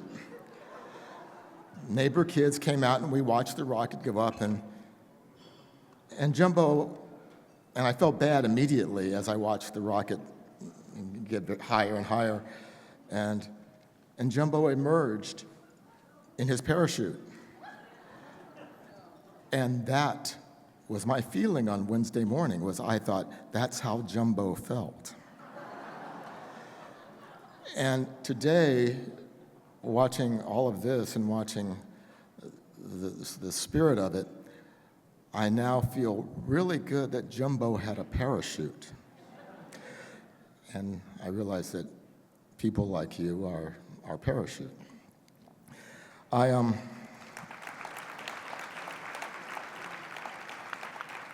People ask me about this novel, this so-called retelling of Huckleberry Finn, and they ask me one question, that is, was this a burning project in you for years?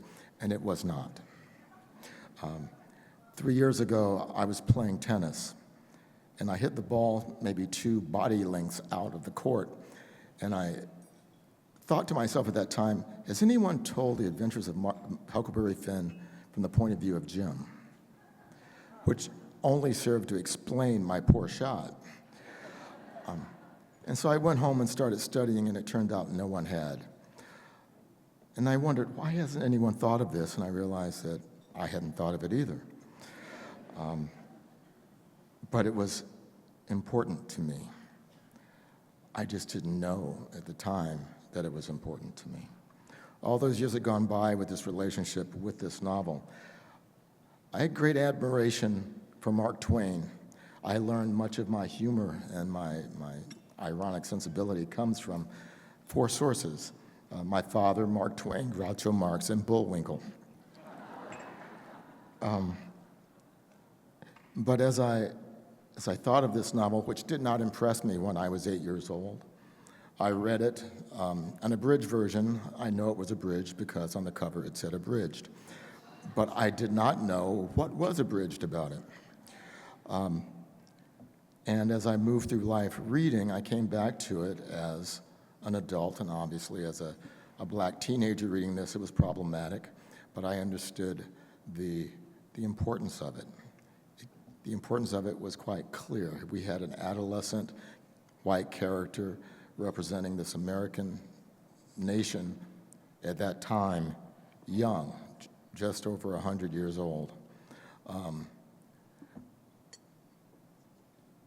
Entertaining, dealing with, and trying to navigate that one aspect of American experience that would become the most defining, and that is race. It's the first time we have a character who is an enslaved person as someone important.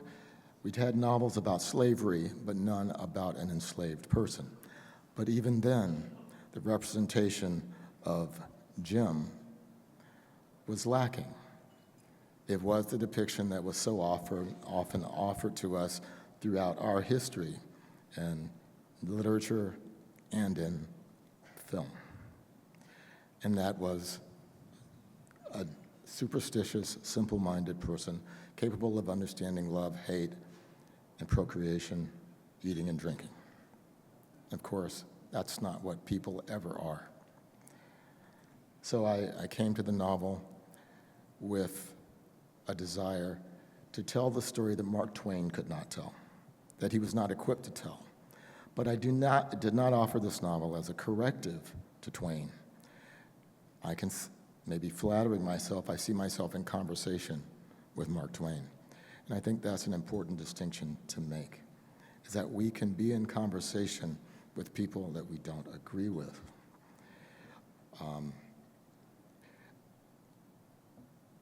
Things change. You've reminded me of this. I never thought in my life that I would ever be on the same side as Liz Cheney.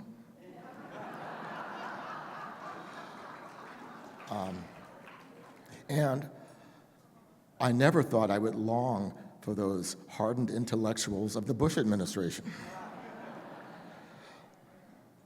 But things change. And I have to say that I was very much inspired by all of what I've seen tonight, but especially the Pearson family. Yes, please.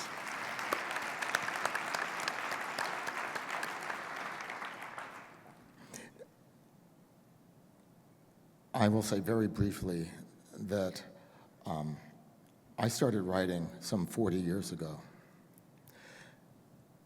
and I don't know why I started.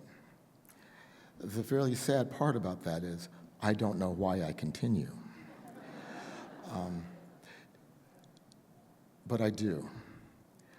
It's because it is my way of understanding the world. If any of you think that you come to work, come to my work, looking for any answers, I'm sorry to disappoint you. The answers lie in you, the audience. My books don't mean anything. They are an embodiment of meaning that is created once the reader comes to it. I'm not smart enough to give you advice, but you are certainly smart enough to take what I offer and interpret it and create advice. That's why audiences, readers especially, are important. But to put reading into perspective, we are not a reading culture. If I sell 50,000 books, my publisher is thrilled. If I sold 50,000 records, I would never record again. If 50,000 people went to see my movie, I'd never make another movie. I keep that in mind. But I have to remember that Picasso made Guernica, and it changed the world. And almost no one has seen it. So that's the power of art. And I'm just an old cowboy, so I'll just leave it at that. Thank you very much.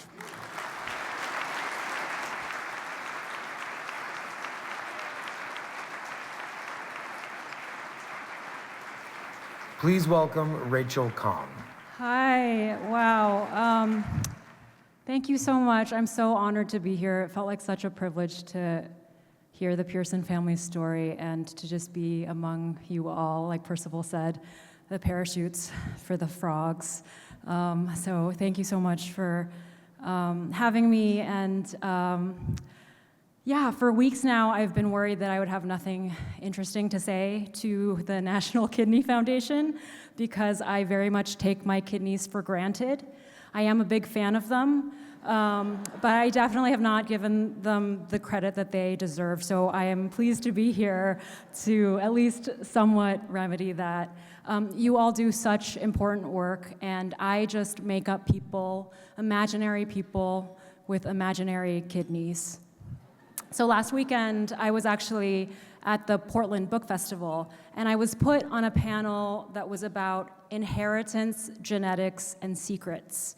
They're huge themes. It was a 1-hour panel, but I am guilty as charged, and my book is about all of those things. I realized that's, I think, where my novel and the National Kidney Foundation overlap. My book is about, it's called Real Americans. It's about what we inherit and what we don't choose for ourselves and what we do. It starts in a library with 2 teenagers. The girl wants a different future for herself from the one that she's been handed. Her name is May, and she is coming of age in Mao's China.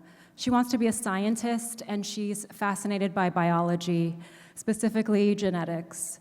She feels like she doesn't belong in the family she's been born into, and she has greater dreams. So she comes to America, where she has a daughter named Lily. May has made a lot of sacrifices in her own life, and she wants Lily to live a better life than she did, to accomplish more than she did. But Lily, who is in her early 20s, around Y2K, isn't an ambitious person like her mother is. They should be more alike than they're different, but they just aren't. And instead, Lily falls in love with a young man who is this heir to a pharmaceutical empire, essentially. And this is a story about 2 American families. One is the kind that we might picture when we hear the phrase real American, white, wealthy, with a mansion and a flagpole. And the other is just as quintessentially American, the immigrant family who gives up everything to start over in a new country, a land of possibility. I mean, we hope, right? My novel asks, what makes us who we are, and how do we become who we become? These are questions that I think about a lot. I come from an immigrant family myself. We came to America when I was 2 years old from Malaysia. And when I was growing up, my parents were constantly reminding me and my brothers that they had sacrificed so much for me to be here. Because of that, I had this responsibility to be happier and healthier and more successful and more accomplished. And I did and didn't live up to it. Disappointingly, I am shorter than my mother, which I feel personally very disappointed by. And I wrote Real Americans in part because now, as an adult, I wonder about that burden. That's a lot to put on a kid. Here, I gave up so much so that you could live a better life than I did. Our genomes have a lot to say about who we become, and they're sort of blueprints for who we do become. But they don't spell out exactly who we get to be. And I think, the Pearson family story really, just echoes that. Our genomes don't doom us. We have agency and we have choices, and those choices shape us too. Though my genetic material comes literally from my parents, we could not be more different. My parents are both engineers. They couldn't fathom my wanting to become a writer. But I wonder if I would have become a writer if not for their decision to immigrate to America. I have wanted to be a writer since I was a very little girl, and it was because I grew up in libraries just as this lonely little kid, and that makes me think that their decision, it shaped my life. It had a hand in making me who I am too. So with Real Americans, I wrote 3 characters into existence. They're members of the same family, each of them coming of age in different eras and different contexts. And each of these characters came to me individually. Lily in the early 2000s, Nick, her son, who's 16 years old in 2021, and May in the late 1960s. And each of these characters inherits their sort of ancestors' traumas, and they inherit qualities that are harder to put into words. Despite what they share genetically, there's so much that they can't understand about each other, either because they don't talk about it or because they just can't. Growing up, and honestly still now, I wished I had the intimate, easy relationships that with my parents that I saw my American friends having. My parents and I were raised in completely different contexts, different countries, and our cultural differences have always made connection a little bit difficult. The other day I was FaceTiming with my grandmother who lives in Malaysia, and she only speaks Chinese, but I dropped out of Chinese school when I was 8, just kicking and screaming. I hated it so much. But that means we can't really communicate with each other, and my mother was translating the best that she could, but she doesn't really completely understand me either. And my grandmother was so proud of the fact that I had written this book, but she is never going to be able to read it for herself. There's all these layers of just not quite understanding each other. At the same time, we are family, and I'm only here because they are. And it's not that I want to keep secrets from my parents, it's that the secrets are baked in just because there's so much we don't understand about each other's lives. The members of our families can be such strangers to us. Even though we have actual genetics in common, they can be hard for us to understand. And this book very much is just about the limits in our own perspectives. We don't understand what it's like to be another person, but we can try, I think, to understand the richness of their histories, everything that makes them them. And that's something I've actually been thinking a lot about this past week. I started actually writing this book in December of 2016, right after a certain election. And I could not have imagined being here now in this moment 8 years later. And I'm having this sort of similar feeling. And I had a lot of questions back then about power, inheritance, what the phrase real American meant. I was thinking about how we become who we are, and I think that a big part of how we become who we are is through stories, the stories that we're told and the stories that we perpetuate and the propaganda that we're fed. Part of this book takes place in China, which is a place that's known for its propaganda, But America makes a lot of propaganda too. They just don't call it that. We're told what we should want, what we should buy, what it means to be good. Stories that are fictional but can have real-life consequences. People's lives are sacrificed for the sake of nations' stories. People's lives are shaped by the stories that come from Disney or religion. I wrote this book through Trump's first term and through the pandemic, and was noticing that, in times of instability, we cast about for stories that can give us certainty. We cast blame because blame feels so certain, and certainty feels good. And this is not just true in our nation, but also in our bodies. When we're diagnosed with something that we really don't want to be diagnosed with, we want there to be a reason for it.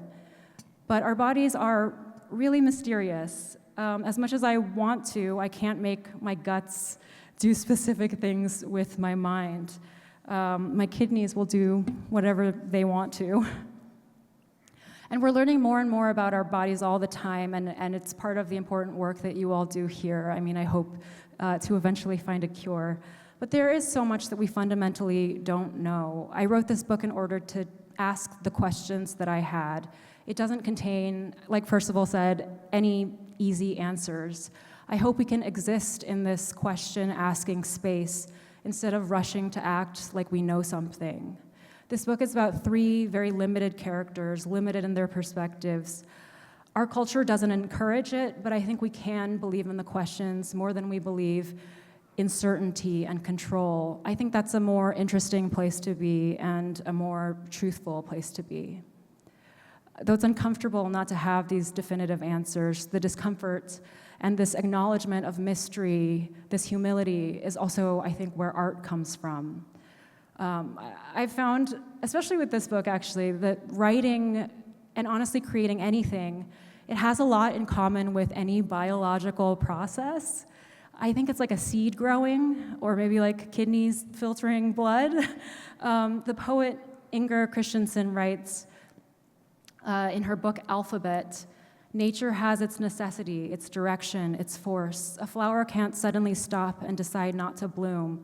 Does art originate from the same necessity that gives rise to beehives, the songs of larks, and the dances of cranes?" And I think it does. Art feels that way to me, like it's something we have to do just as people. I think all human beings are creative, and creativity to a human is like a crane's dance. We're each so specific, expressing ourselves in a particular way that has never existed before and will never exist after us.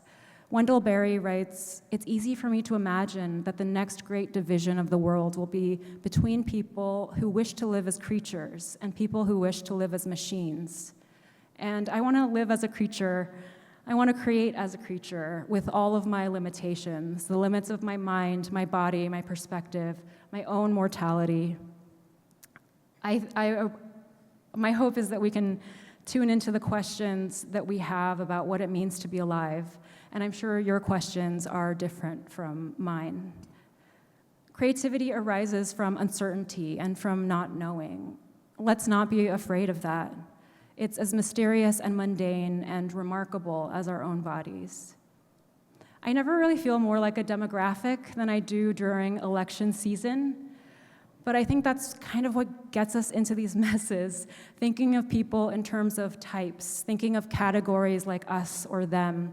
Each of us is a person, as mundane and remarkable as that is. We're so specific. And that makes us really special, but it also makes it really difficult to understand one another. I think it makes human relationships incredibly messy, but also endlessly fascinating. The very first page of my book is actually the last scene that I wrote. On it, I write this sentence. It might be more than one sentence, actually. "The seed is unspectacular, so old it resembles a stone, yet she's aware it contains an entire future, roots, stems, leaves, blooms to seeds once more, encoded like she is. Her heart pumps blood, her lungs take in air, she sleeps, wakes, eats, excretes." My editor did not love the word excretes. He wanted me to cut it, and that's totally fair. But I insisted on it because I had this mysterious rash at the time, and I don't know about you, but rashes always make me feel like vaguely shameful, like it's my fault somehow. In retrospect, I think it was because of COVID, but I felt so tied to my human body in that particular moment, and I wanted to gesture at how fundamentally weird and random it is to inhabit a human body. It's a body that can be mysterious and problematic, but it's also elegant, and it's also pretty incredible. So I started the novel in the library with May as a teenager, curious about biology and genetics, and at the end of the book, we find her as an old woman at the very end of her life. It's at the end of her life that she realizes, and here I'm quoting from the book, "Aren't we lucky? Our DNA encodes for innumerable possible people, and yet it's you and I who are here, winners in a stupefying lottery. We came at the exact right moment, a blip in the 100 million centuries of the universe, the earth inhabitable, not yet engulfed by the sun, but not only molten magma, inhospitable to life. The planet cooled and water formed. It was able to hold an atmosphere. And in this place, on this small blue rock, innumerable miracles, redwoods, computers, stingrays, pianos, you and me. I'm so grateful to share this place with you. Thank you."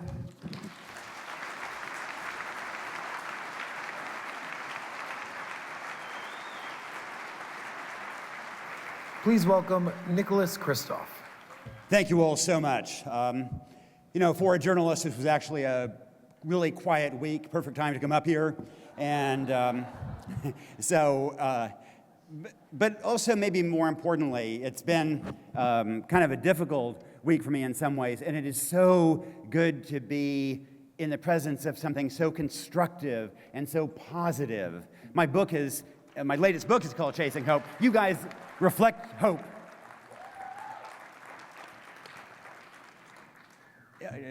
Eleanor Roosevelt, I think it was, used to say that it's better to light a candle than to curse the darkness. And I mean, this whole room is full of candle lighters, and I just really admire that. I find that whether it is living donors, whether it is, I want to hug a nephrologist,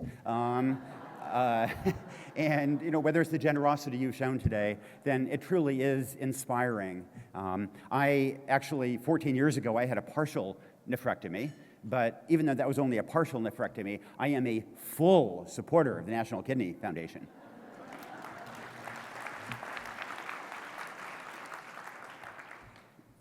So my latest book, Chasing Hope, was a memoir, and it was a chance to think a little bit about my career and things learned along the way. And I thought I would just offer a couple of glimpses of some of those turning points along the way. And one was when I had just moved to Beijing to be the Beijing bureau chief of the New York Times, and we had to live in the official New York Times apartment in a diplomatic compound in Beijing, and we knew it was bugged, partly because one of our Chinese friends worked part-time translating taped conversations from our building, which was kind of a giveaway. And then one of the former occupants of the apartment, he pointed to this little screened-off grilled area right inside, and he said, "That's where the bugs are." So I thought, okay, I'm going to get to the bottom of this. I got a ladder, climbed up, I pulled off this screen, and inside there was all this electronic gadgetry. Well, I was so proud of my Chinese, because I could read the Chinese characters on the big device right there in the beginning of this little cubbyhole, and the Chinese characters read, "Electronic Sound Carrying Device." We just moved to Beijing, we had nailed this, we had found the bug. My wife and I were just, so impressed with ourselves, and we were perfectly prepared for this because, well, we'd read a lot of spy novels. That was a joke, okay. And so we retired to the bathroom and turned on the faucets in the shower and whispered into each other's ears about what to do. And we thought we had three options. We could leave the bugs in place, we could smash them, or we could leave them in place and use them as our private disinformation channel to the Chinese government. So I want to actually put you all on the spot. What would you do? How many of you would have taken the well-behaved option of just leaving them in place? Raise your hand if you... Not a lot of really well-behaved people here, okay. How many of you would have smashed them?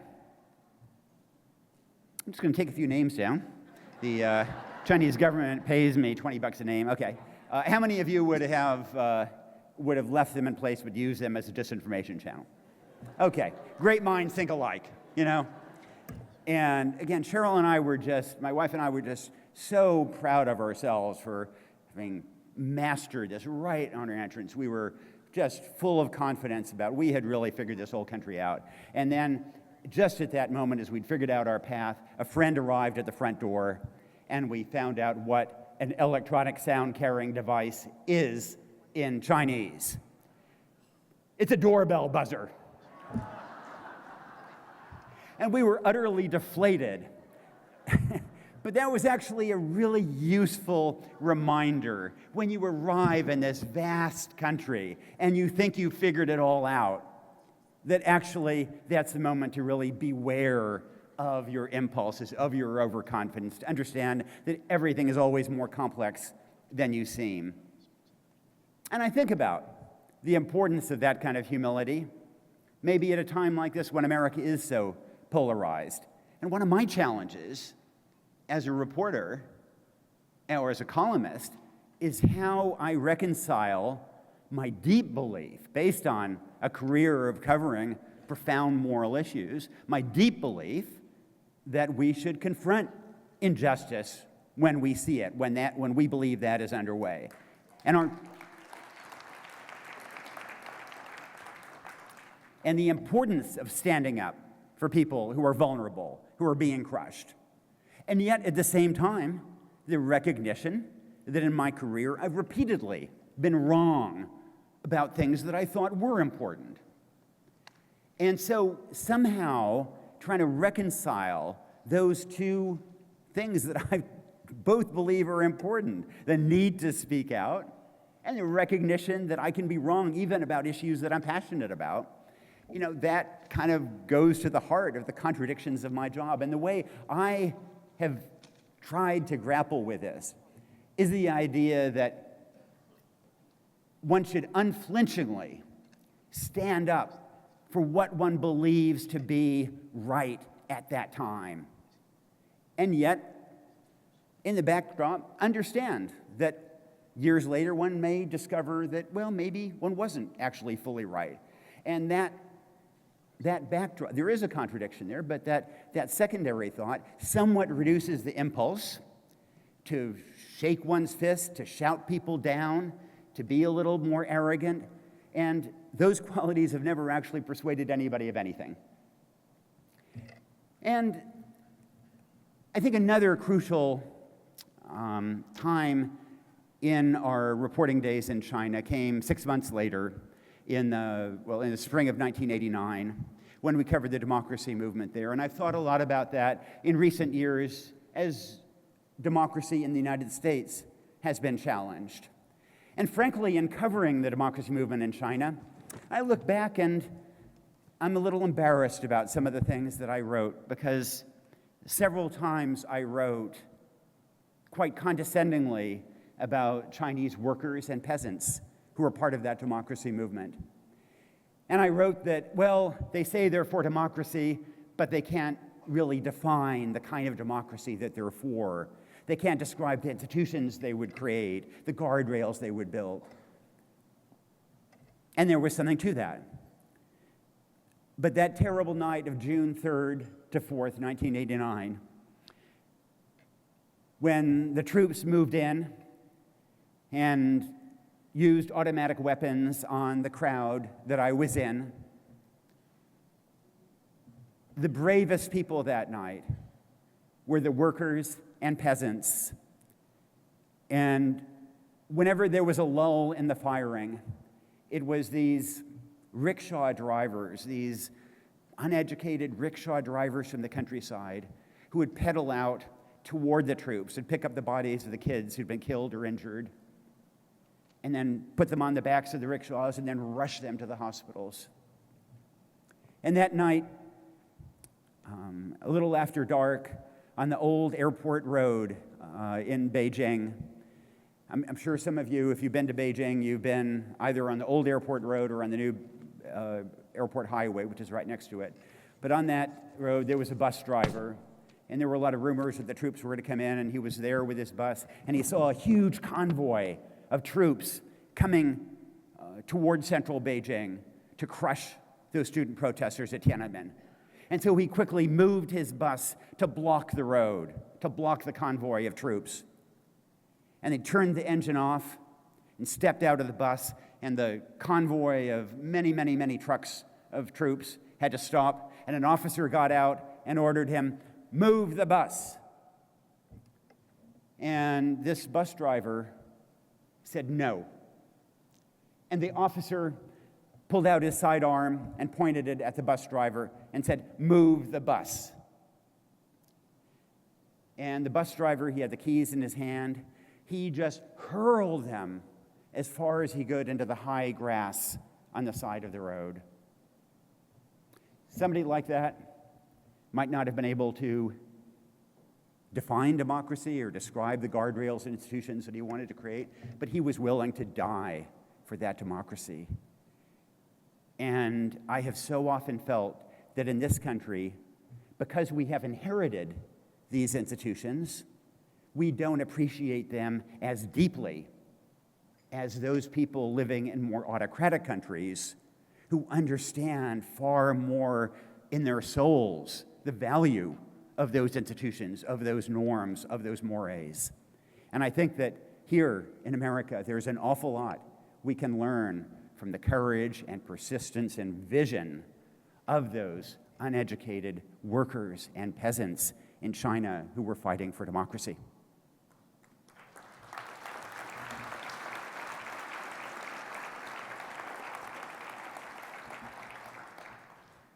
Seeing a modern army mow down protesters, it changes you. And after that, I spent a lot more time writing about human rights issues and justice issues. I wrote a lot about human trafficking. Spent a lot of time covering the Darfur genocide. And it was really only in writing the book that I realized I kind of self-diagnosed myself with a certain amount of PTSD from just seeing too many people killed and being held at gunpoint in too many countries too often. And I would go back to our family farm in rural Oregon to heal. And on the family farm, we planted wine grapes and cider, and in some ways the upshot is that in my day job I shout at the world and tell it what to do, and it pays no attention. But on the farm, my grapes listen to me. They respond, And maybe the other value is that as a liberal columnist, I rarely meet a regulation I don't like. But all of a sudden, as a small business owner, I'm outraged at this or that effort to regulate me. And there's something valuable about seeing the world occasionally through a different prism. But the challenge that I found was that I was going from covering humanitarian crises abroad, and I found one right there in my hometown. My hometown is a very working-class community. The town has a population of a little more than 1,000 people. Traditionally, it was dependent on agriculture, timber, and light manufacturing. It was a fairly low education area because traditionally people could get a job at the sawmill without a high school diploma, and they would be just fine. And that was a real path forward. The kids every day who got on the school bus right after me were the 5 Knapp kids. Farland Knapp was my year in school. Then his brother Zeelan, his brother Nathan, their sister Regina, and their baby brother Keelan. They had a good middle-class life that they had built on the basis of their dad having a union job laying sewer pipes and their mom driving tractor. But when those jobs went away, the community just kind of unraveled. And you saw that with my friends, the Knapps. Farland died of liver failure from drug and alcohol abuse. Zealand died in a house fire when he was passed out drunk. Nathan blew himself up cooking meth. Regina died of hepatitis from IV drug use. And baby brother Keelan had been saved because he was in the Oregon State Penitentiary for drug offenses, but he was released right at the beginning of the pandemic. And a month into the pandemic, then he overdosed from fentanyl. Their mom is alive in her 80s and walks up the hill every day to visit the graves of her 5 dead children. And seeing that in a town that you love and trying to understand how that could go wrong, and maybe even more complicated was that I had spent a lot of time writing about sexual violence, and what I saw was that, there were 2 boys on my old school bus who had both been convicted and imprisoned for raping very young girls. How does that happen to 2 boys you know and like and played with who were good kids? How does that happen? And I saw that, hurt is transitive as well as intransitive. Hurt people hurt others. And I guess one thing I also take away from that is I look back and I think, what were the adults of the 1970s when I was in school? What were they thinking when they allowed all these kids to drop out of school without a skill that would enable them to compete? And then I think, what are adults thinking in 2024 when we still allow 1 in 7 kids in this country to drop out of high school without a diploma? What are we thinking? We have a good discussion in this country, a good, robust discussion about the importance of and about access to college. But meanwhile, if you drop out of school in 2024, you're cooked. Your children are cooked. And I hope that we can, as a country, try to figure out how to how to rebuild that escalator of education, which I think is fundamentally the best escalator to address these kinds of challenges around the country.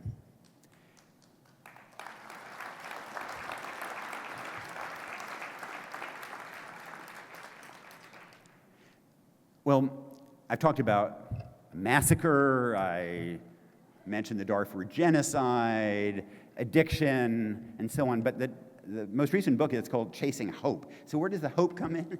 So it is, I think people often think that, I'm this correspondent or this columnist who's off covering wars and genocide and these things, but I must be this preternatural, gloomy person, kind of a Eeyore of journalists. But the truth is that when you are on the front lines, what you see is that side by side with the worst of humanity is the best. And that in this country, we're often not fully tested. But when people really are tested, then some people emerge as sociopaths, but others show this incredible strength, resilience, and courage. And we can be an amazing species when tested. And for example, I did a lot of reporting in Pakistan, especially during the Afghan war. And there I met this extraordinary woman who became a good friend, Mukhtar Mai. And Mukhtar had been sentenced by her village council to be gang raped because of something that her younger brother supposedly had done. And in fact, it seems her younger brother hadn't even done it. But in any case, the village council then carried out that sentence. They gang raped Mukhtar. And their expectation was that Mukhtar was then going to kill herself out of shame. And instead, Mukhtar found it within herself to go to the police, to report the rape, to prosecute her attackers, and then to use compensation money to start the first school in her community, because she deeply believed that the best way to chip away at the kind of misogyny and violence that had victimized her was to educate kids. And then she enrolled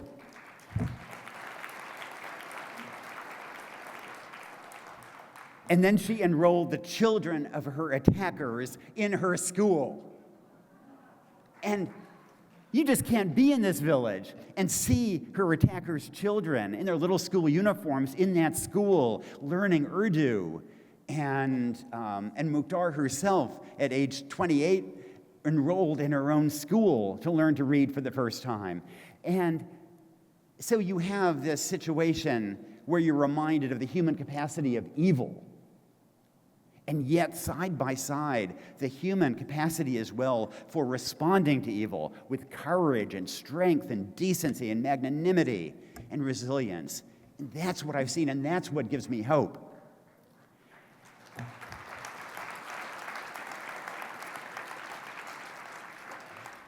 I just want to leave you with a story of a friend of mine who was an aid worker who worked in Darfur and Congo, and a young American woman who saw things that no human being should ever have to see.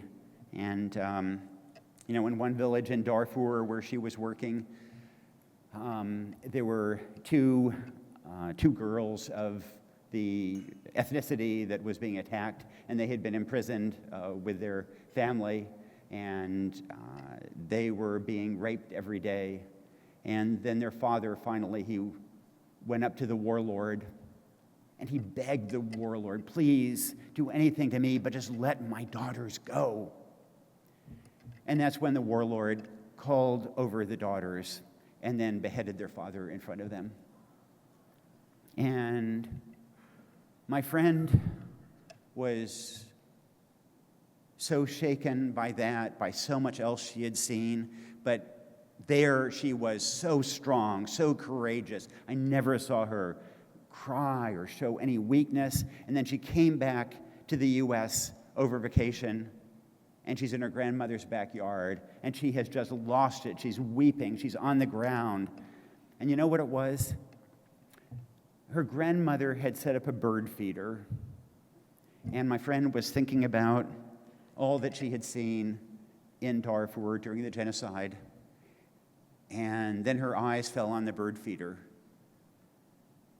and she thought how incredibly lucky she was to be born and to grow up in a country where we don't have warlords rampaging door to door, where for the most part, most of us do have enough clothing and housing and food to get by, and enough extra that we can spare some extra food for the wild birds. And she thought about that and about how she had effectively won the lottery of birth, and about the responsibilities that come with it when you have won the lottery of birth. In some sense, the fact that we are in this room here today, means all of us have won that lottery of birth. And then the challenge becomes how we pay that forward. And the fact, I think, that you are here and are supporting the National Kidney Foundation means you are doing that in a really important way. Thank you very much.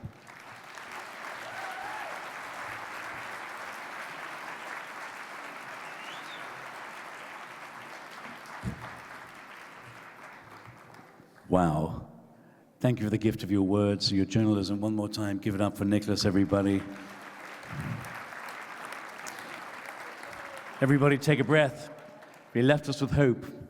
We did indeed win the lottery by being in this room today, all coming together with our collective passion for the National Kidney Foundation. I'm going to ask you all to put your hands together for our incredible roster of authors who gave their time to be with us today. Give it up for Percival Everett, Rachel Khong, Nicholas Kristof, Lowell Tolhurst, Boys Do Cry, Jacqueline Winspear, and of course, our dear, dear friend who's been here for every single one, author, broadcaster, and really awesome joke teller, but you'll have to get in his ear for that, Michael Krasny. Michael, thank you, thank you, thank you. And friends, we want to thank all of you, without whom we wouldn't be able to meet our fundraising goals. I want to thank you all for your generosity today, for helping give the gift of life through your donations. And I always love it when I can report some good news. We are so close to our grand total. Just here in this room, during the paddle raise, we raised, drum roll please, if you would, $150,000. Come on, San Francisco. That's the good news, really good news. But friends, if we raise another $25,000, we'll really get to where we want to be. So tell your friends about the great time you had today. If you're inspired to give, scan the QR code. We'd love it if we could get to that 400K. But seriously, you brought it here. I want you also to put your hands together for the Pearson family, for sharing the amazing, incredible, powerful story. I mean, seriously. To all of our sponsors who made this happen today, come on, let's give it up for all our sponsors for supporting the Kidney Foundation. We thank you all so very, very, very, very much. And friends, I do want to let you know also, as a gift of gratitude to all of you for being so wonderful, you're going to have a chance to meet the authors, if you haven't, in about 10 minutes outside. But on your table is a stack of books, those books from some past authors' luncheons. So, if you haven't bought a holiday gift yet, you can buy them outside. But one lucky person, right now, among yourselves, ask each other whose birthday is closest to today. So if you're a November baby or an end of October baby, yeah? Well, just for fun, is anyone born this week? Raise your hand if you're born this week. You get the stack of books. Everyone else, work it out, find out who's born closest, and you get the stack of books as a gift from the National Kidney Foundation and our friends at Book Passage as well. Friends, you've been wonderful. We thank you all so very, very much. Put our hands together for our volunteers and our staff, the board, the team, the National Kidney Foundation, all descending here for this great luncheon today. You've been wonderful. We'll see you with the authors outside. Thanks, everybody, and thank you to the team here at the hotel who made this day happen. Thank you. Good afternoon. Spread the word. Donate a kidney or make a donation. Thank you. Good afternoon, everybody.